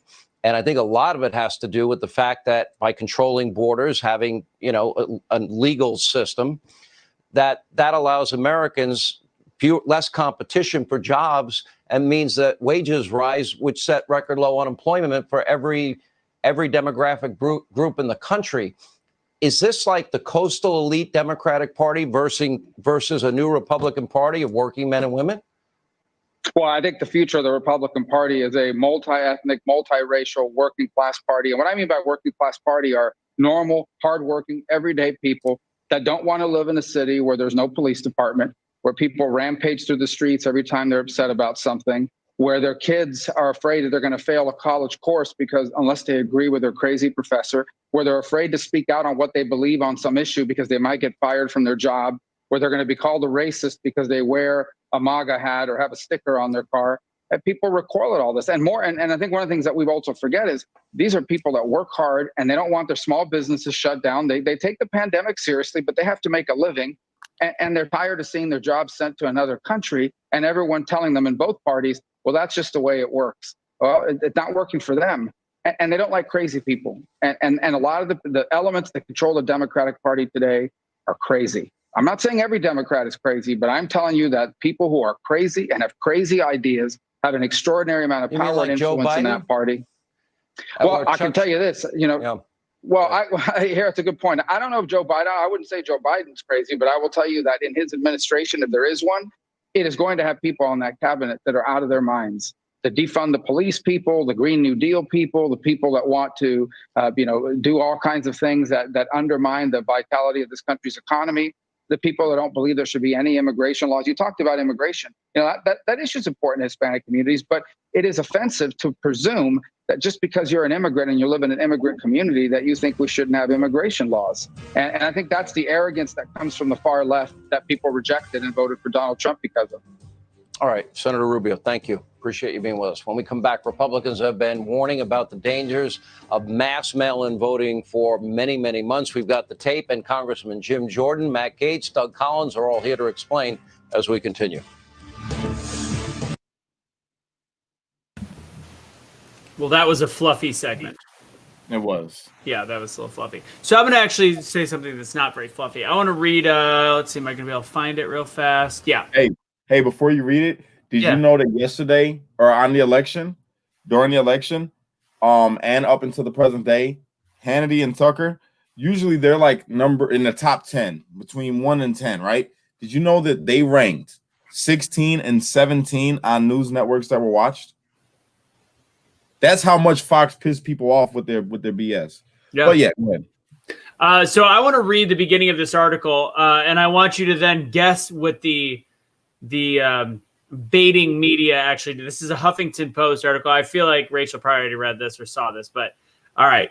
On Saturday, CNN anchor Jake Tapper took a short pause from live election news to congratulate and praise his colleague, political correspondent Arletta Sands. Tapper first gave a general thanks for Sands reporting as she signed off from delivering a live report from Delaware. Then he asked producers to put her back on camera before getting specific. You've done a great job covering this campaign. You really have, he said.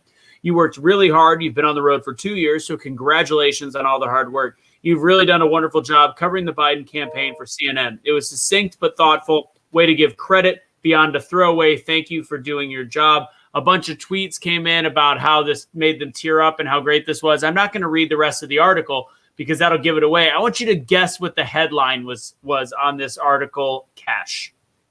Fox News betrays everybody that watches them.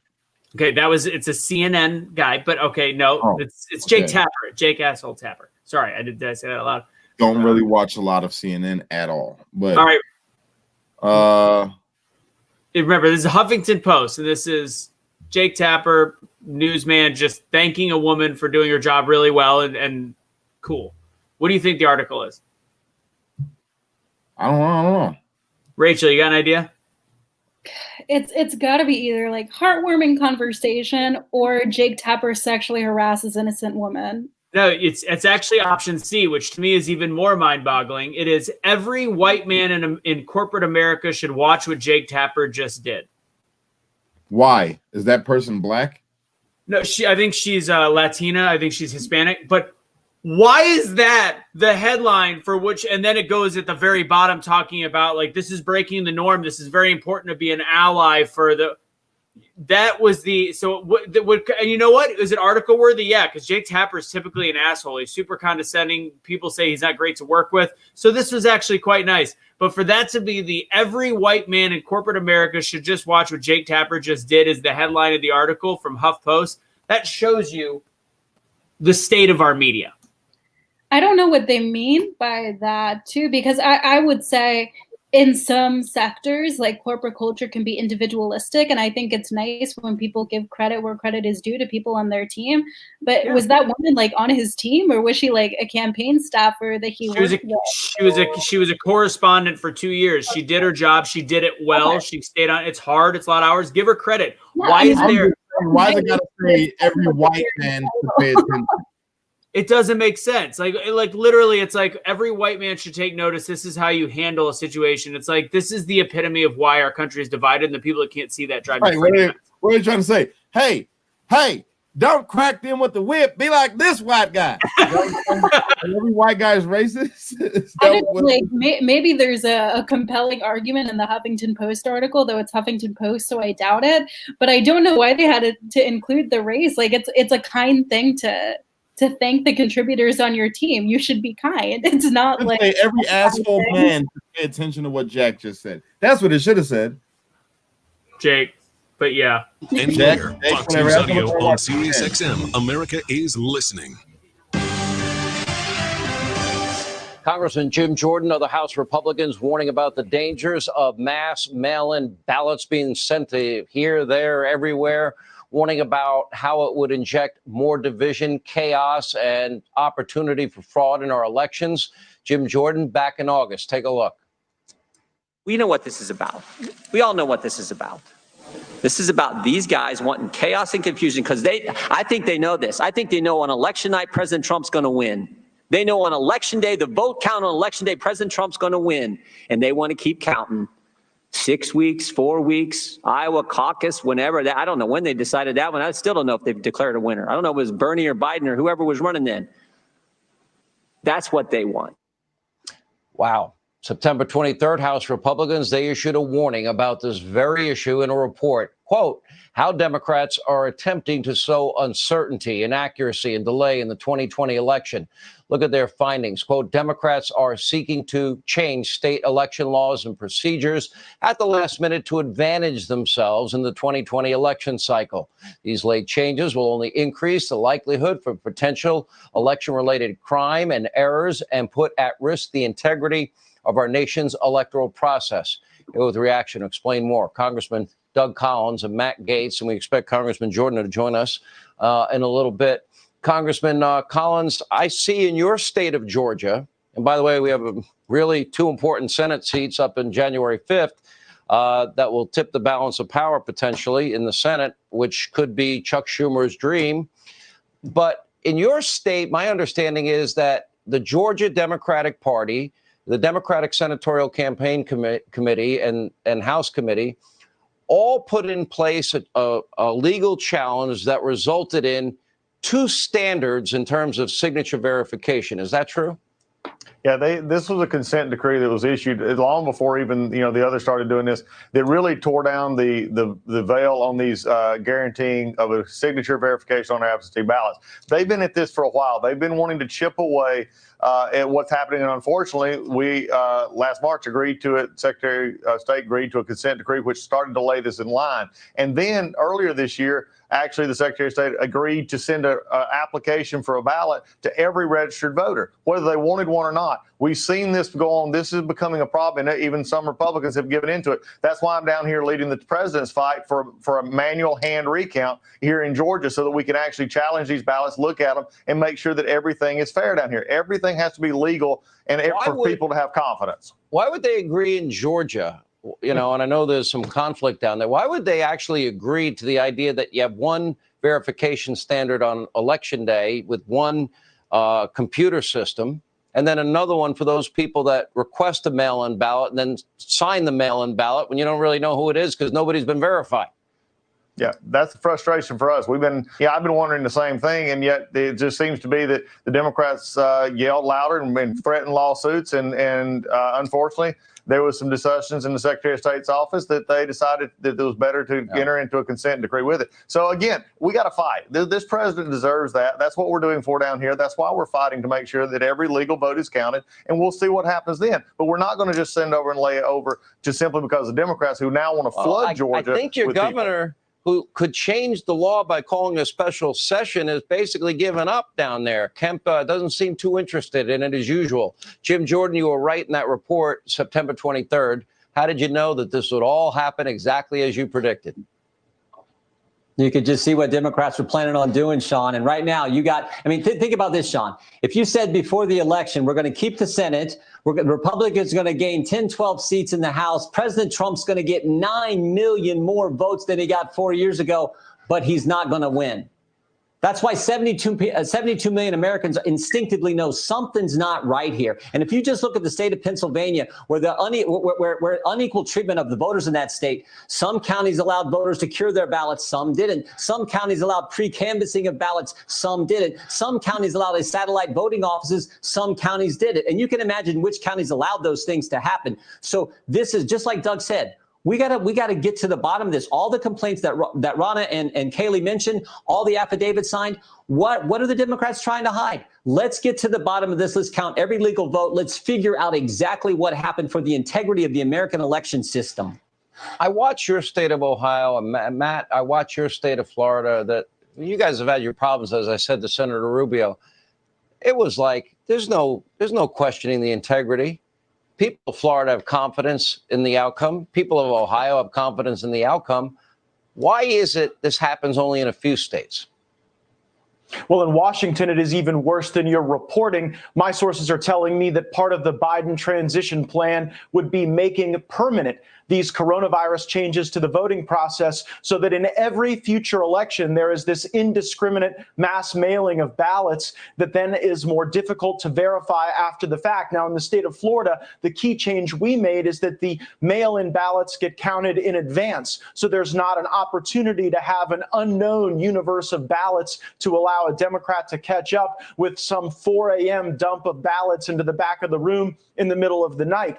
Every Republican state legislator has an obligation now to pursue election integrity legislation in their state to ensure that we do not have these mass mailings of ballots. We deserve to know that the person who voted that ballot intended to vote that ballot. And once you get the ballots separated from the signature envelopes, it becomes very difficult to chase the fraud after the fact. You have to catch the fraud in the act. That's why Florida's laws create greater confidence in the outcome in the election. And look, Brian Kemp was a chief elections official for the state of Georgia. Why didn't he do the things that Ron DeSantis did during his transition to clean up the process, to ensure integrity, to remove the bad actors, and then to give our voters confidence? He said tonight he won't call. I think he should.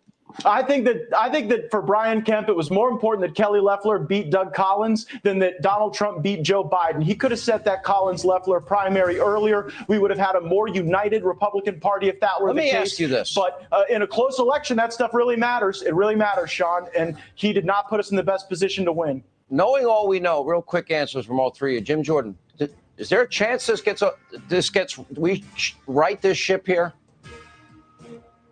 We should investigate, and the Democrats should join us, as Marco said, Senator Rubio said. Let's figure it all out. When you have this many concerns, the American people deserve to know exactly what happened, and they deserve to know if it was fair. Will Georgia get the Senate race right? We're going to get a Senate race right. We're going to get the president's race right. We're still in this fight right now. Matt Gaetz? I have every confidence that we will expose fraud, whether it is sufficient scale to overturn the outcome of the election. I think that remains to be seen, and it's why we have a legal process to make that determination. All right. Thank you all.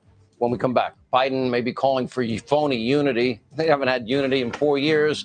They have some people on the left, like Robert De Niro, continuing to just demonize Trump and his supporters. We'll tell you what he said. Sarah Sanders, Katie Pavlich, as we continue. Thanks for being with us.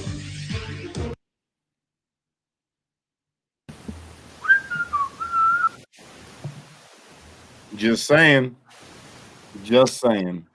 I think it was interesting the way they handled that, and to me, that's the best way to phrase it, which is, let's just investigate. Let's see what's going on. And I think they were honest in showing that we don't, and they may not be privy to the scale of the lawsuit at this point. I think Kayleigh McEnany is going to have more information at this point, but I do find it interesting that their confidence level didn't seem high. They were confident that there was fraud, and that's about where I think that ended. To go back to what we were talking about before, the Every White Man article. So the way that article ended, so you know a little bit of the context of why they named it that after the first half, which was just, showing praise for another employee. And by the way, this was the #1 news article on like Apple News when it came up with all the different things coming up, was this Huffington Post article. Of course, giving credit to your colleagues shouldn't be radical, but it can have a powerful boost to women's careers, particularly the person giving credit is a white man. Decades of research have found the work of white women on teams is too often overlooked. Women on teams is often overlooked in meetings and collaborations, and women face a penalty for sharing their ideas. The work contributions of Black women in particular are less likely to be noticed or correctly attributed. So publicly noting a colleague's hard work when performance evaluators could be watching is one substantive way for allies to help out. Whether they acknowledge it or not, white male colleagues like Jake Tapper have power in their organizations, and they can wield it for good by yielding more of their time to recognize contributions of women they work with. Yada, yada, yada. White male allies in the workplace should remember that it takes much more than just giving out a thank you to a colleague in a public setting. Still, Tapper's public acknowledgement is a great first step for any powerful white man to emulate. I don't know. That's a lot. Rachel just took a deep breath. I don't get these people who seem to view the world through a network of power dynamics. It's very reminiscent of like Marxism to me. And that's not to say everybody who subscribes to any of that is a Marxist, but I've read Marx, and I think that whole idea of the defining characteristic of society is these power dynamics, and that's how people, conduct themselves, is entirely through that lens. It's really, permeated our society more than a lot of people even realize. So that's disappointing to me. I think we should be trying to do our best to pursue objective truth. If somebody deserves credit, give them credit. It shouldn't be because you're trying to like throw them a bone as a member of a group. Yeah. So funny enough, Jake Tapper just had another article that came up it's actually written by Fox News. It says CNN's liberal anchor Jake Tapper, which we didn't get a chance to talk about this, the Trump Accountability Project, partially inspired by everybody's least favorite AOC.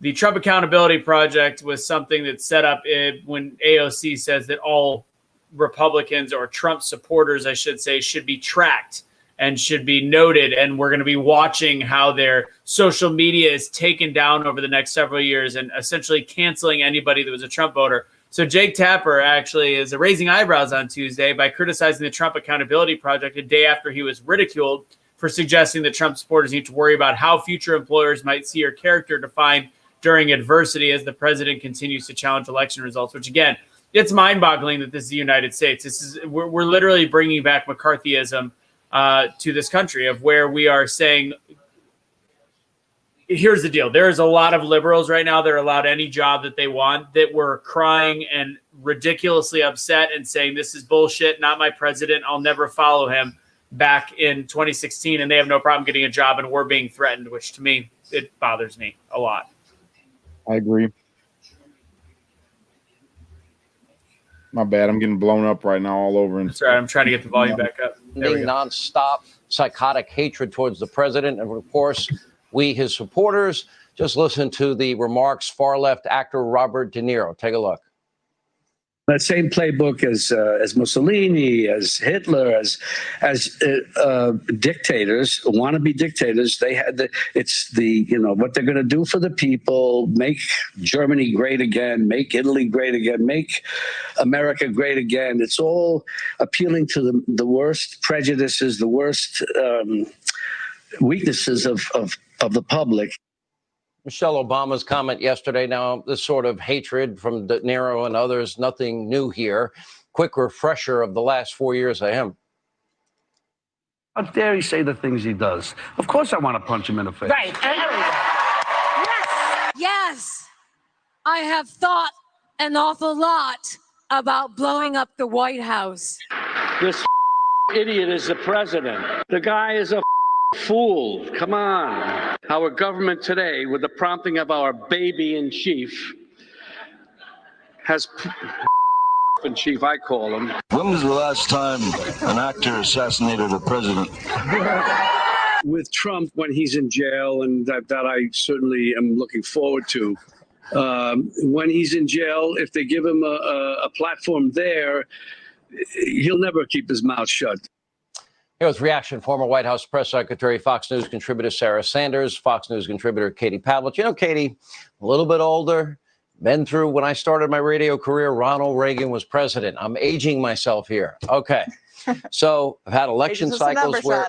What's that? But age is just a number. You're always forever young. Yeah. Thank God for makeup and TV. But the real serious part of this is I've never seen anything like this. And you could tell, and I think Jim Jordan, what he said in September, laid out exactly what this was all about and what they wanted to be about in the future. I don't see, by the way, the 71 or 2 million Americans taking to the streets or saying they want to hit Joe Biden or blow up the White House. Yeah. Donald Trump has this saying that it's not that they hate me, they just hate me because I'm in the way and they want to get to you. And the fact is that Democrats only like Republicans when they turn on each other and criticize each other.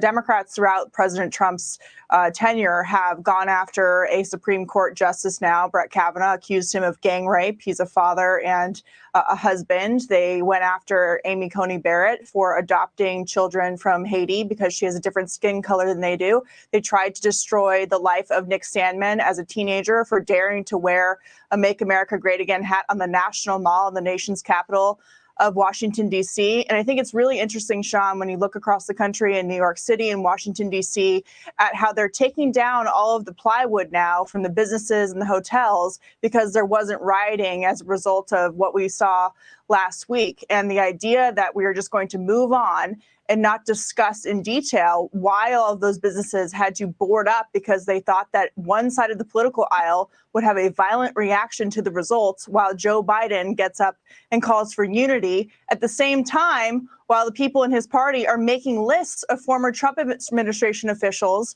and saying that they should bully companies into not hiring them. Not to mention, while Sarah Sanders was the press secretary, they were hounding her out of restaurants. Doesn't sound civil to me. Yeah, Sarah, that's a great point. Your take.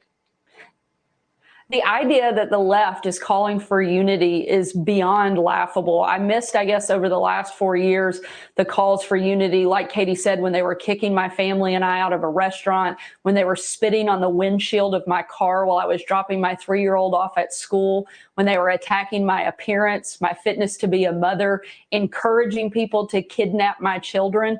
Let's not forget I was the first White House press secretary in the history of this country to require Secret Service protection because violent, credible threats had been made against my family. That is not unity. And the idea that they now want to call for that, they have done nothing to demonstrate that they want unity in this country, but in fact, done the very opposite. They've stoked divisions and they've tried to destroy our country, not bring it together. And now more than ever, we have to stand up and unify together and fight back against the radical left and not allow them to destroy the people that support this president or our country.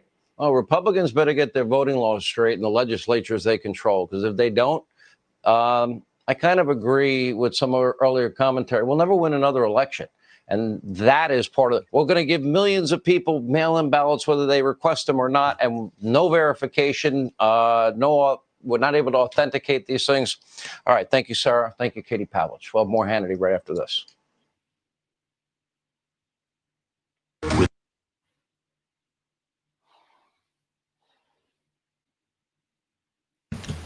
All right, I have to be clear. I've not seen the smoking gun I was hoping for on this one, but they're bringing up some interesting points. Obviously, with the beginning of the show when Kaylee was on in that group, it showed a lot of the issues. They were talking about the exact thing that I was going to bring up, which was Michelle Obama's comments and then some of the videos that aired right after, which that'll be the last 20 minutes of the show, which we will do right when Hannity is over. I don't know if they're all of a sudden going to drop a bombshell. I don't think they really did, nor will they. But I think that whole call for unity right now is hilarious from a voting base that a large percentage of them never accepted that Donald Trump was the president. And for the last 4 years has taken his slogans like his hats and turned that into something that is hate speech riddled, which I'm pretty confident in public of what'll happen, and I have never worn a "Make America Great" hat in the last 4 years because I am afraid for what the conversation could be. I'm afraid of being judged. I'm afraid of being yelled at. I wore a Trump hat starting during the election a couple weeks ago. And this is the side calling for unity, not because I was afraid of voicing my opinion. I was afraid of being deemed a racist. I was afraid of somebody just randomly hitting me across the head for no apparent reason. This is not a country that came from a place of unity when they lost or when they were not in power for 4 years. Cash? Well, you being racist has never bothered me, and I'm just kidding. I'm joking, guys. He's not racist. He's my daughter's godfather. No, man. Yeah, that's first. I gotta say that's some fake unity. That was just super fake. All of that. I mean, I digress. I don't gotta say anything. It's convenient unity. It's convenient. Look, let me tell you something. If they were so on unity, then why is their party so divided? Why is it that the people that he was fighting for and fighting for the right to go out and protest, they come to his campaign party to tear his stuff up? You know what I'm saying? He can't even unite his own people. How he gonna unite people that know that he's a piece of junk? And why was it, in his speech was one of the first three things he talked about: the Paris Climate Accord, Muslim ban, and Dreamers. I didn't hear much about the underserved African American community. I didn't hear about the lack of education. For like his first. No, you did, but it came out wrong. It was whatever. Oh God! It just doesn't like for me. It bothers me that people don't see the hypocrisy on every level, from the campaign to the supporters to people on Facebook yelling for unity right now, saying like, "Oh no, now it's your turn." Where the hell were you for 4 years that told me that I was a piece of shit because I was conservative? And I didn't even really come out as a Trump supporter until the last few months. But because I challenged liberal ideals, I was met with hate over and over again. Lost friends. Hate over and over again. And now, and I'm going to show a clip with Don Lemon right after this. Don Lemon. He's crying. I don't care. I'm crying right now, but this is the most. I don't care who you voted for. I don't care. This is where we come together. 3 days before that, on his show, he said that anybody that would vote for Trump, he could no longer be friends with. They should, and anybody else that had Trump voting friends, they should be taken off their friend list. They should be ignored. They should be shut off. These are deranged people. And now that he wins, he's now saying like, you know what? I don't care anybody. That is the most hypocritical. That is somebody. I can lose my job for this, but I don't care because it's worth it for unity. All right, he's back. Hold on. Stand him. Subscribe now and we'll make a donation to the Independence Fund. Plus, Patriot Plan subscribers will receive a copy of Pete's new book, Modern Warriors. All right, welcome back to Hannity. Unfortunately, that is all the time we have left this evening. We hope you'll always say your DVR so you never miss an episode. I want you to think about this closing remark tonight, is that if you have dueling standards for signatures, okay, well, we're going to change the standard because the Democrats are suing us in Georgia. Everyone else who votes same day has one signature verification system, not in Georgia if you voted by mail because of Democratic pressure. Or the fact that every state has a law that says even partisan observers can observe and they're not allowed to observe. Or the case in Pennsylvania that now is pending before the U.S. Supreme Court. We're going to extend the exception of ballots and count them even if it's beyond the deadline. That's unconstitutional. We have to get it right, our kids. Let not your heart be troubled. Laura Ingraham, how are you? I'm well. See, the president's on Twitter. What did he say? I didn't see it. I was doing a show, you know. People will not accept this rigged election, responding to something that Scott Adams. 72 million, something to what? So it's responding to Scott Adams, who said something like people are being brainwashed to accept the results of the election. And every time Trump tweets now, it says this claim about election fraud is disputed. But do you notice how anything the left says, is any of it ever blue flag like that, like Twitter does? Can we now move everybody from Twitter to Parler? Can we just make the shift together? Like just say goodbye, Twitter. See you at Jack. Nice try. There could be a new Facebook, right? You're smart. You can build it. My problem, Hannity, is I always forget my password, so then I just locked out forever. By the way, they won't let me have access to my own accounts. But Okay, we're gonna call it on that. With the, How dare you? I'm not a huge Laura Ingraham fan. All right, so here's the deal. We got about 15, 20 more minutes to talk, and I do want to bring up the video of Don Lemon. I got like 5. You got 5? All right, we're Yeah. gonna bring up this video of Don Lemon real fast, and then Cash, tonight before you leave your house, we have to create the Streetlights videos. Rachel, you and I can stay on for a little bit at the very end to talk about this. I'm gonna play She's these. like, two I'm videos. done. Look at her. I'm done with this. What? Rachel, you sitting there looking like I'm done with this. No, I'm reclining. All right, ready? I did the same thing, Cash. You know what I did. Gosh dang it. God dang it, bro. Put the audio on. I'm so dumb. All right, ready? And lights, camera, action. All right. Instead, here's what they're doing. How you feeling? I almost can't talk right now because of the emotion. Everyone is welcome to this. We don't care who you are. We don't care if you voted for us or not. You're all part of this American experiment. I was so overwhelmed to hear that. I don't care what people think. Of course, they're having trouble playing the Tucker Carlson video. Is anybody else surprised by that? Shocker. All right, I'm going to stop that screen. I'm going to play one more, Cash. And then I also got this. I'm on a couple different groups that know a couple people. This is I used to be a database administrator. This reminds me of when you have a trigger programmed in the database in terms of the Dominion software. Once something reaches a certain percentage or threshold, the database would trigger an update. In this case, it shifted votes from Trump to Biden. A bug is more when something unplanned happens. For all the votes to go in one direction, it's actually an intentional act based on his experience of being a data programmer. I just got that note from an anonymous source. So anyways, I'm just throwing that out there. Last thing, Cash, before you make your final statements, I want to see if they'll let me actually play this or if this is going to go away as well because, well, it's Tucker Carlson. So we'll see. Give me a split second. Just try to play the other one again. You trying to? No, you should. I'll see if I can come back. All right, ready? And let's go for it.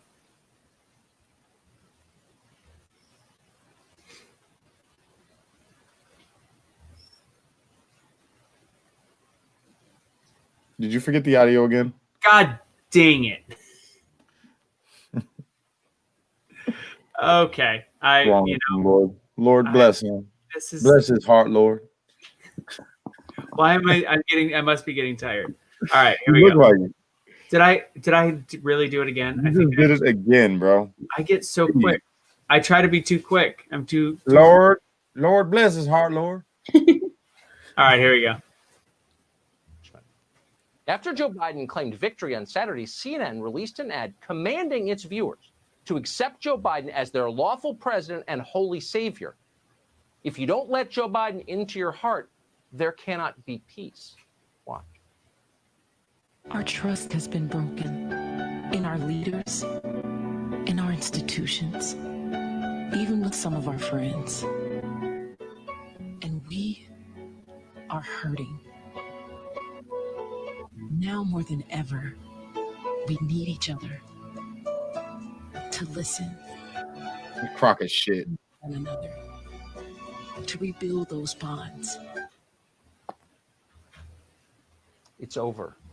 I love that they showed Don Lemon last, the guy that has been fueling division from the whole damn time.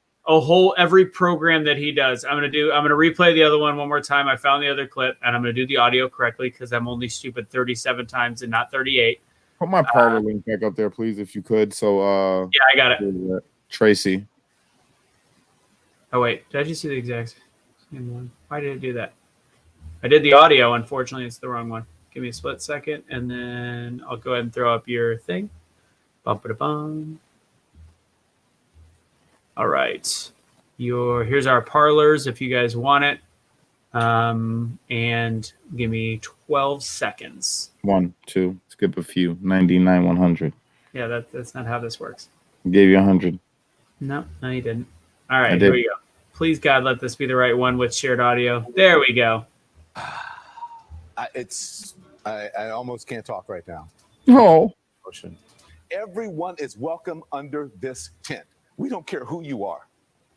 We don't care if you voted for us or not. You're all part of this American experiment.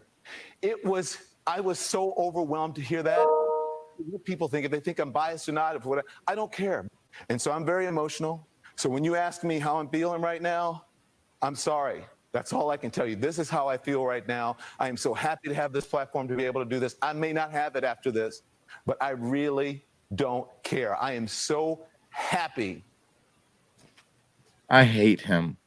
And I really don't say that too much about anybody. I really don't. No, he's my least favorite of any human being. So, Cash, I know you got to go. Rachel and I are going to wrap up the show. Cash, you got final words for everybody? Fuck Don Lemon. To me, that is mind-boggling, Cash. Like you and I talked about Don Lemon. This is a guy that, for the point of convenience, is now saying you're all welcome because my guy is in office. Get the fuck out of here! Like that is the most absurd. In the words of my guy Bryson, Donald Trump is your president, like it or not. Keep that energy you had with Barack. You know what I'm saying? That's what it is. He's still the president, like it or not. All right. Now, when this voter fraud thing comes out and it gets exposed and they blow the complete whistle on it and then everybody sees what it is, I'm telling you, December 14th, we're going to have another Gore Bush situation and Trump is going to stay in office for 4 more years. And when that happens, everybody will be thankful that we're not living in Venezuela. Okay. You're welcome. Trump, we love you. We all praying for you, brother. And unite, don't fight, be a street like. It's only you can be the change that you want to see in the world. And when you get too stressed out, remember to pray, America, especially for our country and our president. I love you guys, and I will see you on the next one. Woo! Cash, catch you later tonight. Don't go too far. All right, brother. Just call me later. Later. All right. Bye. That's the way to go. All right, Rachel, I'm gonna let you wrap it up. We just had a whole bunch of those the quote unquote fake unity. As somebody that's in the middle, how do you feel about hearing the left call for unity in this moment? I think there's been just this cycle of disingenuousness that makes it really hard for either side to achieve unity. And, it's really difficult. I think, I don't know. I can't say that I've experienced a lot of hate like during the last years as a Republican on campus, but I'm also a Republican who is not really a Trump supporter. And so I think it's been a different experience for me. I've been able to have friends across the aisle and everything, but I also don't have like extreme right-wing views on every topic. On some topics, I would say that I'm pretty right-wing. On some topics, I would say that I'm on the left. And so I don't have the same experience as like major Trump supporters most of the time. I don't. And so I'm not going to say how they feel, but I will say that as somebody who works in communications, who's interested in political communications, if Democrats are genuinely trying to seek unity, doing it through backhand comments is not really the method. It's not going to get people on your side to find you appealing if you're like, oh, well, all of these people who, by the way, are awful, if you want to join our side. that's not really one of the main premises of good communication is empathy. And you're not really thinking, from their perspective, what would they want to hear? So I think in some way those messages are maybe signaling to Democrats like, hey, don't be a jerk. Let's, try to unite with the other side, give them a chance, especially because, the Supreme Court is red. The Senate might probably, in my opinion, be red. There's going to have to be some bipartisanship, and Democrats realize that. So they're probably encouraging other Democrats like, hey, we need to work with the other side. But it really, the way that it's communicated, I think, does not come across well, and it doesn't come across considerate, probably. It's the communication philosophy of your come from. Their come from sucks. Their come from is terrible. They're like from a media perspective, and from their come from has been from a place of you're bad, you're bad, you're bad, you're bad, you're bad. We won. Okay, so we're all good now, right? No, it's a terrible come from.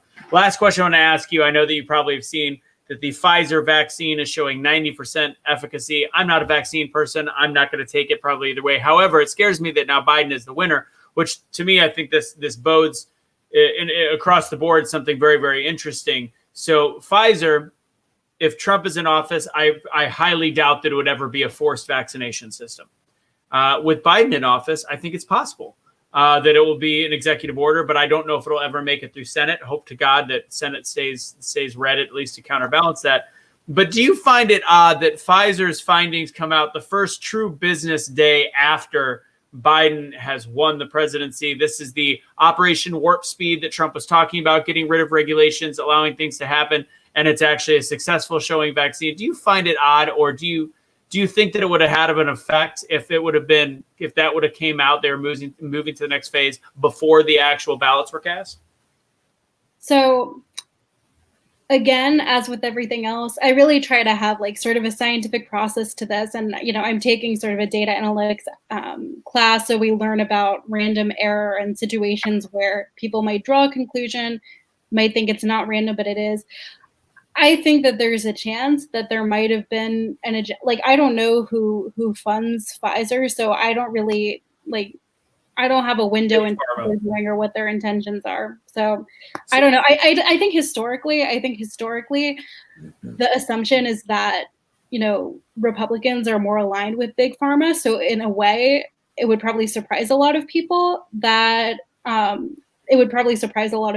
if big pharma was trying to make a concession to the Democrats, because that's you think big pharma is more with Republicans than Democrats? I think that's the stereotype. I think that's wrong. I agree. So I think if you read more into policy, a lot of more liberal policies on healthcare actually end up being a large concession to pharmaceutical companies and prop them up. A lot of more liberal legislation ends up being kind of pro-corporate in these areas, in these healthcare industries. But the stereotype is that, pharmaceutical companies and corporations would align more with the Republicans. So I don't personally know. I also don't know what their process is. So I know that Pfizer was somehow involved with Operation Warp Speed, but I don't know to what extent it was a public-private partnership and to what extent the government was directly involved. So even if they got the vaccine released significantly before the election even happened, I don't know if it would be valid to say that could even be attributed to the Trump administration. I'm not saying that it wouldn't be, because I don't. It could be. It would be a very important speaking point because of the fact that one of the big things, and I think he comes up with the weirdest names like space crew, warp speed. Like he's speaking to children.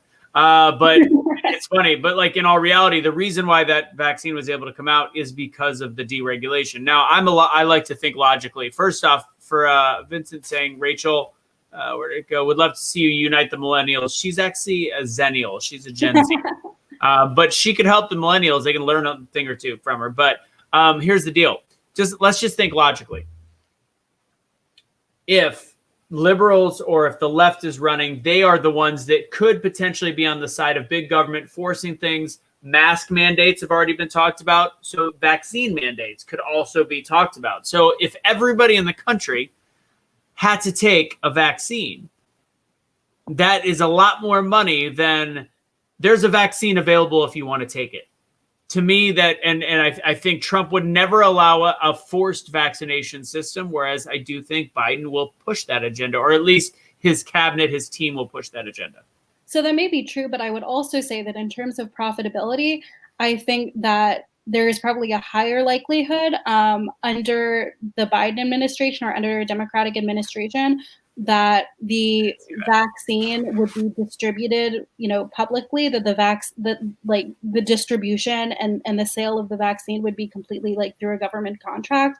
Under the Trump administration, there would likely, not for certain, but there's probably a greater chance that it would be, a public-private partnership, or at least, somewhat private, the distribution network of the vaccine. And we know that in a lot of cases, private distribution can be more profitable for companies. So I can see both sides of that coin. Also, a lot of Republicans will make this point, but then they'll say that the election isn't over and that it's uncertain. So if you believe that, and if you believe that, the election results are still up in the air and it shouldn't have been called. It wasn't inappropriate at all for them to release the vaccine now, because we still don't know what the results of the election are under that assumption. Yeah, but people can't revote. And won. They Right, can't I mean, revote. But yeah, people can, I mean, I get it, but people, yeah, I don't know. All right, we're going to wrap it up. Rachel, any final words for the people? And again, make sure you plug your Friday night with us. Yes, I have a Friday night show. It's not live stream, but it is, on the page, called Unaltered Truth. I would love to see y'all tune in. I would be very excited for that. Thank you so much for having me, for watching me. And somebody in the comments, because I'm looking at the chat, somebody asked for my thoughts on the Second Amendment. Big fan of the Second Amendment. I'll probably talk about that on my show at some point in the future. Assuming that Biden becomes president, which bullets are about to get expensive. In the chat, if Biden becomes president, which I think that he will, I'm going to have a lot to say about the Second Amendment. I'll tell you that. If he does anything to threaten the Second Amendment, I'm going to have a lot to say. Well, if he gets his boy Buttigieg and Beto in there, bullets are gonna be expensive. I don't think they'll ever take our guns, but shit is gonna be. It's gonna only be. Guess who's gonna be able to afford guns? The rich people. No. The Beto thing, that really scares me. I mean, Beto being in charge or even affiliated with gun control. Some of the cabinet suggestions too are already worrying me. Like, he's talking a little bit or dropping suggestions about who's in his cabinet. And I think one or two of the main choices up for consideration in the Department of Education are like teachers unions people.